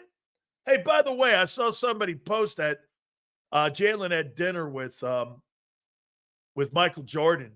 Well, Jalen might want to remind Michael Jordan the highest paid Nike brand from the NFL is Dak. Dak makes $15.5 million a year because he wears the cowboy gear. What? Dak's the NFL face of the Jordan brand. It ain't Hurts. Dak Prescott makes twice the money Jalen Hurts makes. Did you know that? Nice dinner. Okay. Hey, fuck the dinner. Give me the paycheck. Woo! Yeah, you're right. You're right, senor. He sucks. Yeah, he's the most polarizing quarterback in the league, and that's why he's the 11th highest paid Nike brand guy from the NFL. Polarizing. I get it. Who got more rings? I'm not telling you he doesn't have rings. Ring. Exactly. Says at least your execs didn't go to your rivals. I'm grateful for that. Who cares? We on to the draft. Pump. Right. Every one of these, well, Arizona's not a rival. They're not a rival to you, man. Arizona is so far off the radar of the Eagles. Good luck to you, Josh. Milton's up in New England. Who fucking cares? He'll die there. Okay? I mean, hey, how you doing? How come Dak makes $15 million plus as a Nike guy and Jalen makes $6 million? Yeah, okay. Polarizing face off. I don't think so. I mean, that's not the truth. That's cool, though, hanging out with Jordan, though. I won't lie. There you go. Hey, this Sills reach is diabolical? No, it's fact. Dak Prescott's the highest paid Jordan brand NFL player by far over Jalen. He makes $15 million. How you doing? Hey, who'd you rather be? Here, you don't want to hear something, though? End of the day, who'd you rather be? Jalen Hurts or Dak Prescott? I'd rather be Dak. Why? I make $60 million a year, and I make an additional $15 just from the Jordan brand. I make $100 million a year being the Cowboy quarterback. Yeah, but Sills, you don't win. I'm not winning. I'm not winning. I'm not winning. If you're Dak Prescott, you're not winning, making $100 million a year. How's that not winning? Yeah, well, he doesn't have a ring. I know. Trent Dilfer has a ring. I'm talking about paychecks. I mean, Dak makes $60 million a year. Base salary. Eagles traded Kenny Pickett. Oh my God. To who? Who'd they trade Kenny Pickett? Let me guess. The Toronto Argonauts of the Canadian Football League. The Toronto Argonauts.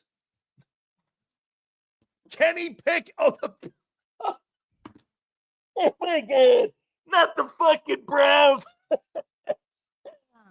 Hold on. The Browns. I should have.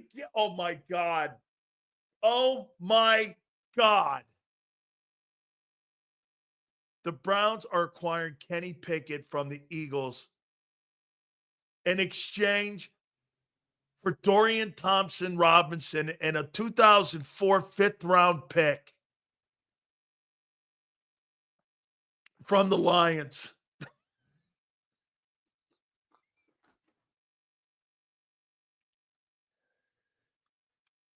Didn't Howie give a 3 up for that guy? The Browns. So here's who they got under center. They got Deshaun Watson and Kenny Pickett. Woo! And they signed a $40 million edge. Hey, how you doing in Cleveland? I don't know. Hey, will I win? You know, the Cleveland Browns are going to win 4 games again. Oh, my God. If there's anything on display today, it's shitty teams. Holy cow. Congratulations, Howie. You got rid of small hands Pickett. They got a backup for Jalen. Okay. Yeah, they traded him for Cool Hand Luke. Oh, man. Hey, Howie made a deal. Howie made a deal with the fucking Browns, all right. It was with Kenny Pickett. I think by the way, because Trudeau's no longer the guy in Canada, I heard they traded him for the Canadian dollar. So don't worry, your cap's still intact. They traded him for the Canadian dollar. Not even a yen. Sills, who's winning in free agency? The Philadelphia Eagles. Because the two moves that he made today ensures you that Jaylen Carter is a Philadelphia Eagle for the next 5 years. That's what's happened. Okay? Dude, don't think the Eagles aren't winning free agency. Everybody who's overpaying right now is overpaying because of what's happening in Philly. The Eagles and Howie changed the market today. We're watching all these crazy prices and all these crazy numbers for freaking players. Yeah, somebody goes, Sills, what about the Commanders? Hey, James, I think you're making some moves you have to make. The Eagles are winning in free agency. They signed Bond, restructured Barkley. I mean, what would it take to get Watt? He's making $28 million. I'm not in that. I don't want TJ Watt. Why are you looking to change the Super Bowl formula? I told you this, Big Dom. I'm only making one. Hey, Big Dom, watch this. For me to do this, rip up the Eagle game plan, you better have somebody that rocks my boat. And TJ Watt, I'm all right. I don't need him. Not saying dude is phenomenal. Just remember you saying to get a backup for Jalen similar to his playing style. Yeah, no. Q, I'm not ripping the kid. You need a backup.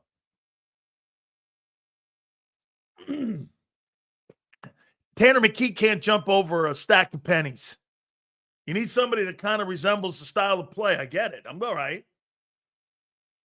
He's not a bad ball player. He's cheap. You traded for him. You didn't spend any money. Sure, he's making about $1 million, if that. It's all good. Kenny Pickett is a Cleveland Brown.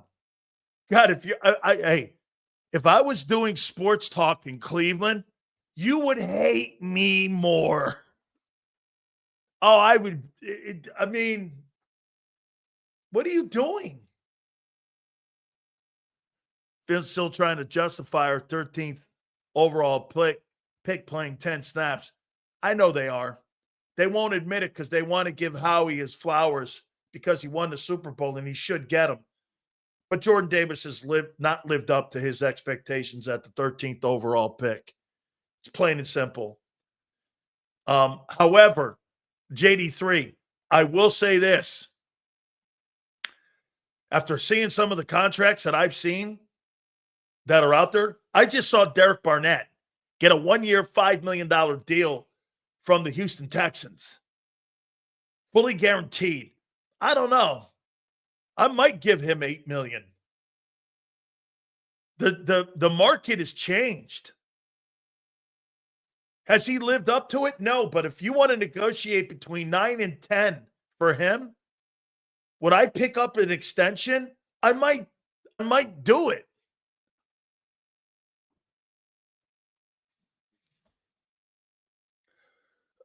I might just do it. Yeah, you're going to get comp picks. I think a 3rd and a 4th for Sweat and for Milton. Yeah. Look at Kenny Flickett era. Flick it. It is Kenny Flickett era. You only had to give up a 3. You had to give up a 3, and you got a 5th rounder and a player back. Oh, and a bag of Cheetos from the Browns. Nice job, Howie. You got rid of Kenny Flickett for a 4th round pick, a dude, and a bag of Cheetos. 4th, not a 3rd. All right. I didn't have my Howie Roseman decoder ring on. Holy cow. Kenny Flickett has been dealt to the Browns. The Browns are such a shitty organization. It's impossible to say who's worse, the Jets, the Giants, or the Browns. I don't know. How would you rank them? The Jets are so terrible. The Giants, I don't have any idea what Joe Schoen's doing. In Cleveland, Haslam must be involved. And Xander made a point. Well, Haslam didn't want to meet. He cuts the deal. Who's your quarterback? Kenny Pickett?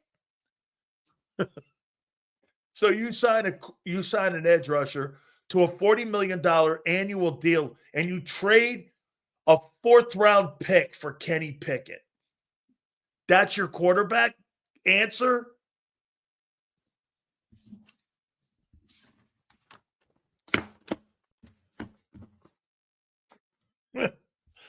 All right, folks. Don't forget our great friends at BetUS, man. Hey, you want to gamble on something? Don't gamble on the Browns. You will constantly lose if you're gambling on the Browns. You got the NC2A tournament coming up. You also got the conference tournaments coming up. And don't forget our great friends at BetUS has the YouTube 150. Sign-up bonuses up to $2K. Also, 2nd and 3rd are 125%. If you're into crypto, that is 200%. Go to betus.com.pa. That's betus.com.pa. Fastest payouts in the business, 24/7 personalized service, 365 days of the year, live wagering on all major games. Go to betus.com.pa. That's betus.com.pa. And do me a favor, you tell them Big Sil sent you. This is Eric. When he got injured in a car accident, he called Morgan & Morgan. He not only gets a lawyer, he gets trial lawyers like Sam and Jessica, who are in it to win it. He gets his own investigators with briefcases, leather ones. And if you ever have questions, our customer service folks keep things rolling. Injured? We're your army. Morgan & Morgan, America's largest injury law firm. Ignite your nights with free live entertainment daily, only at Live Casino and Hotel Philadelphia's Center Bar. 7 days a week, enjoy some of the region's top party bands, performers, and DJs as they take the stage in the heart of the casino action. Great cocktails, live music, and lively moments. It's all happening at Center Bar at Live Casino and Hotel Philadelphia. Visit livecasinophilly.com for more details and the complete list of upcoming events. Must be 21 or older. Gambling problem? Call 1-800-GAMBLER.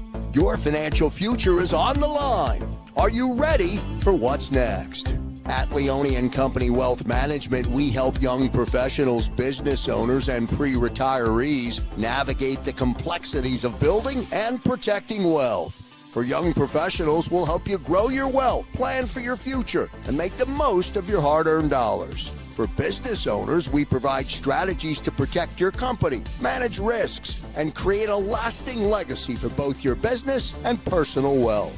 For pre-retirees, we'll design a plan to secure your retirement, ensuring you can live comfortably and confidently in your next chapter. Whether you're just starting out, managing a thriving business, or preparing for retirement, we're here to help you take control of your financial future. The first consultation is on us. Get the advice you need without the cost. Let's make your financial vision a reality. Take the next step. Scan the QR code to schedule your free consultation today. And of course, go Birds.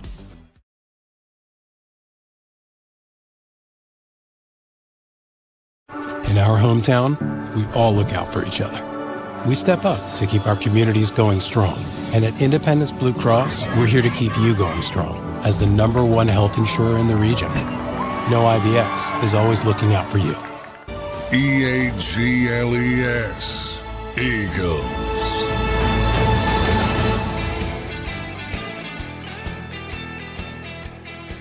Dan Sileo's National Football Show, please hit the like button. You're winning free agency. Pipe down, juniors and Sue. Pipe down. Still the champs. All the way till September. Wake me up in September, and I'll tell you what your roster looks like then. You're not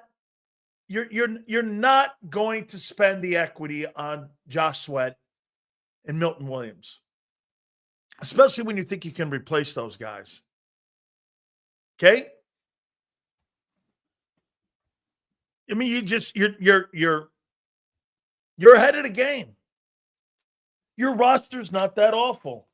Like I said, Moro Ojomo, okay, Davis, Carter. Here, look at this. I've been talking about Ojomo for what, 2 years? I like the kid. He's good. Davis, he's all right for what he's doing. By the way, we'll see how good Jordan Davis plays without Milton Williams next to him. You want to throw that at Milton Williams? Let's find out how good Jordan Davis plays. Let's see how good he plays with a rookie or a free agent out there next to him. You guys said earlier, well, Milton Williams should be thankful he played next to Carter. Well, he didn't actually play next to him. He played next to Davis. Davis is in between a $26 million annual guy and a guy who's going to make $40 million. Who do you think benefited more, Milton Williams or Jordan Davis? Me, I think Jordan Davis did.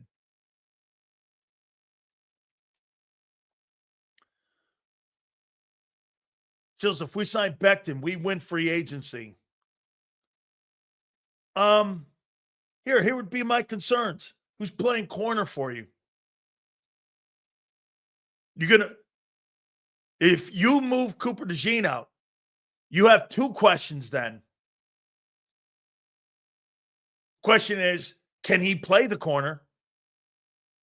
And you're assuming that, which still makes it a question mark. And then who plays the nickel?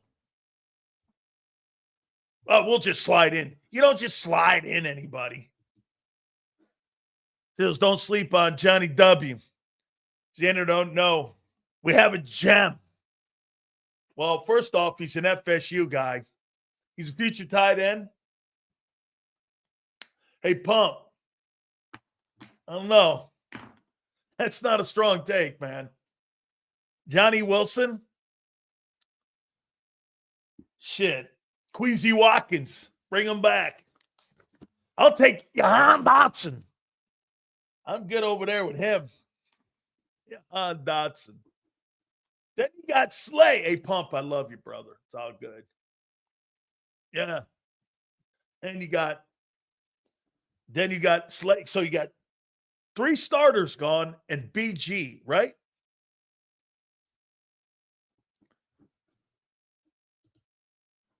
Think he's a good ball player. I do. Think he's a good ball player. But remember, you don't spend a lot of money on defense. You're going to next year. Oh, I can't wait to see Howie next year. I cannot wait for the offseason next year. And watch Howie's handshake.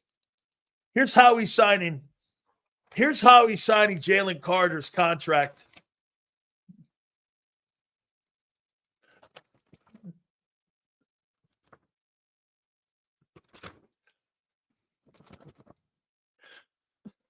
Like he's like he's got Tourette's.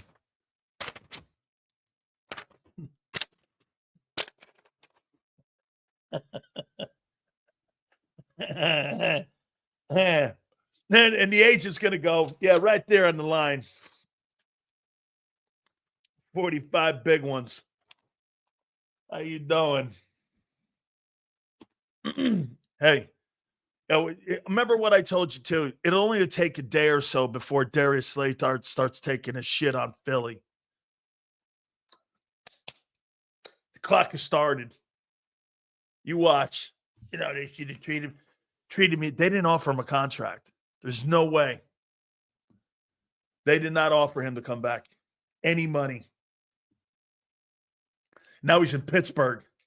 Not a bad organization to end your career in. Okay? Not a bad one. But he thought he was going to be Brandon Graham and Jason Kelce. Hey, Eagle fans. Yeah, I know. No, that's not how it works. You're a rent-a-cop.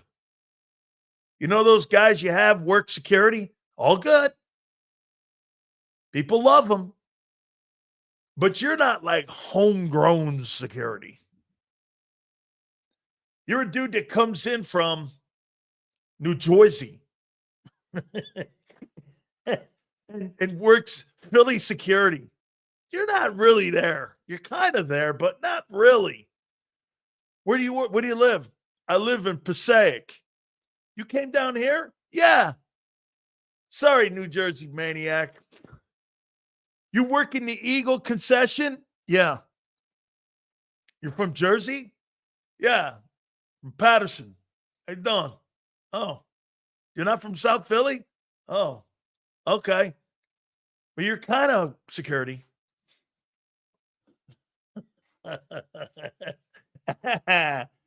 Because I got a drone and I'm watching you, maniac.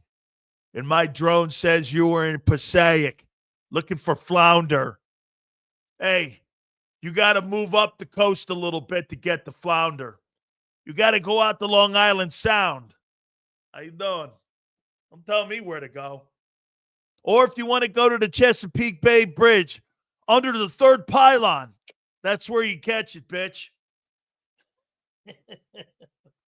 Catfish? You catching catfish? Shit. What kind of New England guy are you? Catfish? Holy shit. This guy's eating catfish? I eat catfish. I went down to South Florida one time and went over to Lake Okeechobee. And somebody said, eat catfish. I was like, I saw that fish. I'm like, nah, I'm not working that. I know catfish is good. Don't talk to me like that. I already said, Cosmo, I think it's a good move. Says we're going to the White House. Yeah, because he needs retrofitting money because he's got the FIFA World Cup coming next year. He needs to make sure he gets Republicans and Democrats to hit that old voting thing when he needs $300 million to fix that stadium. He's smart. How you doing? Belglade. Great place. And Belglades. Really a great football town, too. Great football area, actually. Hey, you know one of the craziest things I ever seen in my life, Yale? My Kane's brothers took me down to Belglades, and I went down there with a player, and I walked in the house. It had grass on the floor. No, grass on the ceiling, dirt on the floor, the potbelly stove. And they had 4 kids in the house. That player went on, played in Cincinnati Bengals, and that guy ended up buying his mom a home there in Belle Glades. Ain't too many ways to get out of Belle Glades, man. Pretty rough area. And, okay, I mean, yeah, I love all them guys. There's a state penitentiary there. Right? It's right before you go to the Alligator Alley. Absolutely true. No question about it. Hey, Xander, I'm going to do a John Morgan read, but I'm not going to take a full timeout. Just do the disclaimer here. Hey, folks, our great friends at Morgan & Morgan, make sure you check them out. We're so proud to have John part of the program here.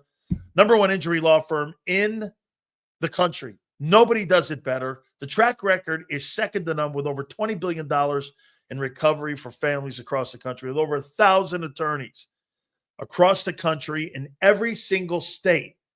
They do this and make sure families get the recovery that is so needed to them. Ultima and John built this franchise up about 25 plus years ago. I've known him for over 25 years. He's been a dear friend of mine, and I can't tell you how many friends have called Morgan & Morgan anytime that they have issues. John and his team of thousands of attorneys will get the job done for you. If you're ever hurt, please check out my friends at Morgan & Morgan. For more info, go forthepeople.com/Big Sills or pound law 529. That's FORthepeople.com/Big Sills or pound law 529. You tell them Big Sills sent you. This is Eric. When he got injured in a car accident, he called Morgan & Morgan. He not only gets a lawyer, he gets trial lawyers like Sam and Jessica who are in it to win it. He gets his own investigators with briefcases, leather ones. And if you ever have questions, our customer service folks keep things rolling. Injured? We're your army. Morgan & Morgan, America's largest injury law firm. All right, folks, appreciate it. Here's the latest. On that Kenny Pickett move, the Eagles save $2.623 million on the salary cap. And also, according to Tim McManus, there has been no significant movement towards a new deal with Mekhi Becton at this point. Jeff Soutland, it wants him back. Again, the money has to be right here. That was 6 hours ago, and it's also been updated a little bit here by others that are in the market as well. Now, look, you know what's moving the needle for Becton is the other ball clubs are coming to the table, and they're offering more money than what Philly is. The only thing that's keeping Mekhi Becton's negotiations alive is because he wants to play in Philly. You heard Gary Cobb say it. He hurt the negotiations by going, hey, my #1 overall love would be to stay in Philly. Well, that's not helping, especially when a team comes in like Minnesota or Washington or other teams like Dallas that could come in and say, hey, here's a 3-year, $43 million deal. That's going to be $10 to $12 or $13 million more than what he's been offered. They claimed Jordan Davis was doubled every snap, but only plays rundowns. Newsflash, 70% of the runs in the NFL are zone or duo. Every DT gets doubled against the run. That's right. Jaylen Carter is the only doubled. No excuses for him. JD3, I know. He was doubled playing 10 snaps. Okay. He is easily replaced. Milton Williams is going to be a little different putt, in my opinion. I think that's going to be a different call, trying to replace him. Milton. I think Milton's going to be tough. I think the production that you get from Sweat. Hey, let me ask you this. Do you have a guy who on your roster right now will play Kyle, do me a favor. How many snaps did Josh Sweat play this year and also last year? How many plays? 900? 800? Do you have a guy on your roster right now that has played 800 snaps as an edge rusher and gotten you nearly 10 sacks a year? What is it? Last 3 years, Josh Sweat has done this, right? You got 500 last year. The year before that, it was 800 or 900. So here's Josh Sweat. 11 and a half, 6. That's 17 and a half. And this last year, so Josh Sweat in the last 3 years has 26 and a half sacks. Who's on your football team that will play in excess of 600 snaps and give you 26 sacks? J.Alex Hunt, Nolan Smith,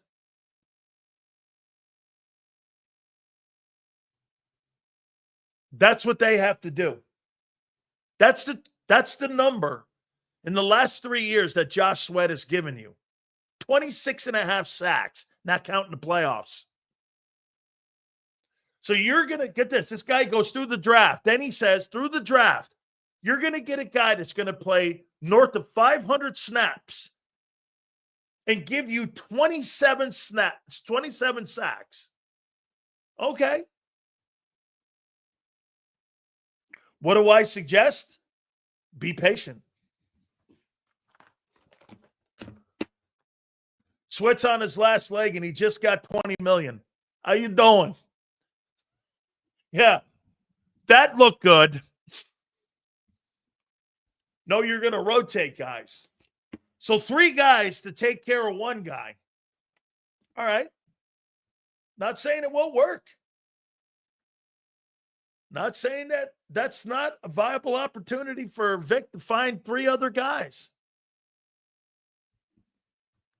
Milton played next to the top 3 deep. No, he didn't. He played next to Jordan Davis. Michael, it's not true. There's a nose, an end, and the end. No, he didn't. All right. March 12th. This is a fun day. Christmas shopping, March 10th. How you doing? All right. Great stuff. Howard Eskin was interesting, to say the least. So was Gary. Xander was awesome, as always. Don't forget to check out Birds 365 tomorrow morning. Stay with us here, too, because Xander will update you throughout the night. If there's any other movement going on in NFL free agency, please hit the like button. Big Z, Joe, appreciate you very much. 2 to 6 tomorrow. We'll see you on the flip side.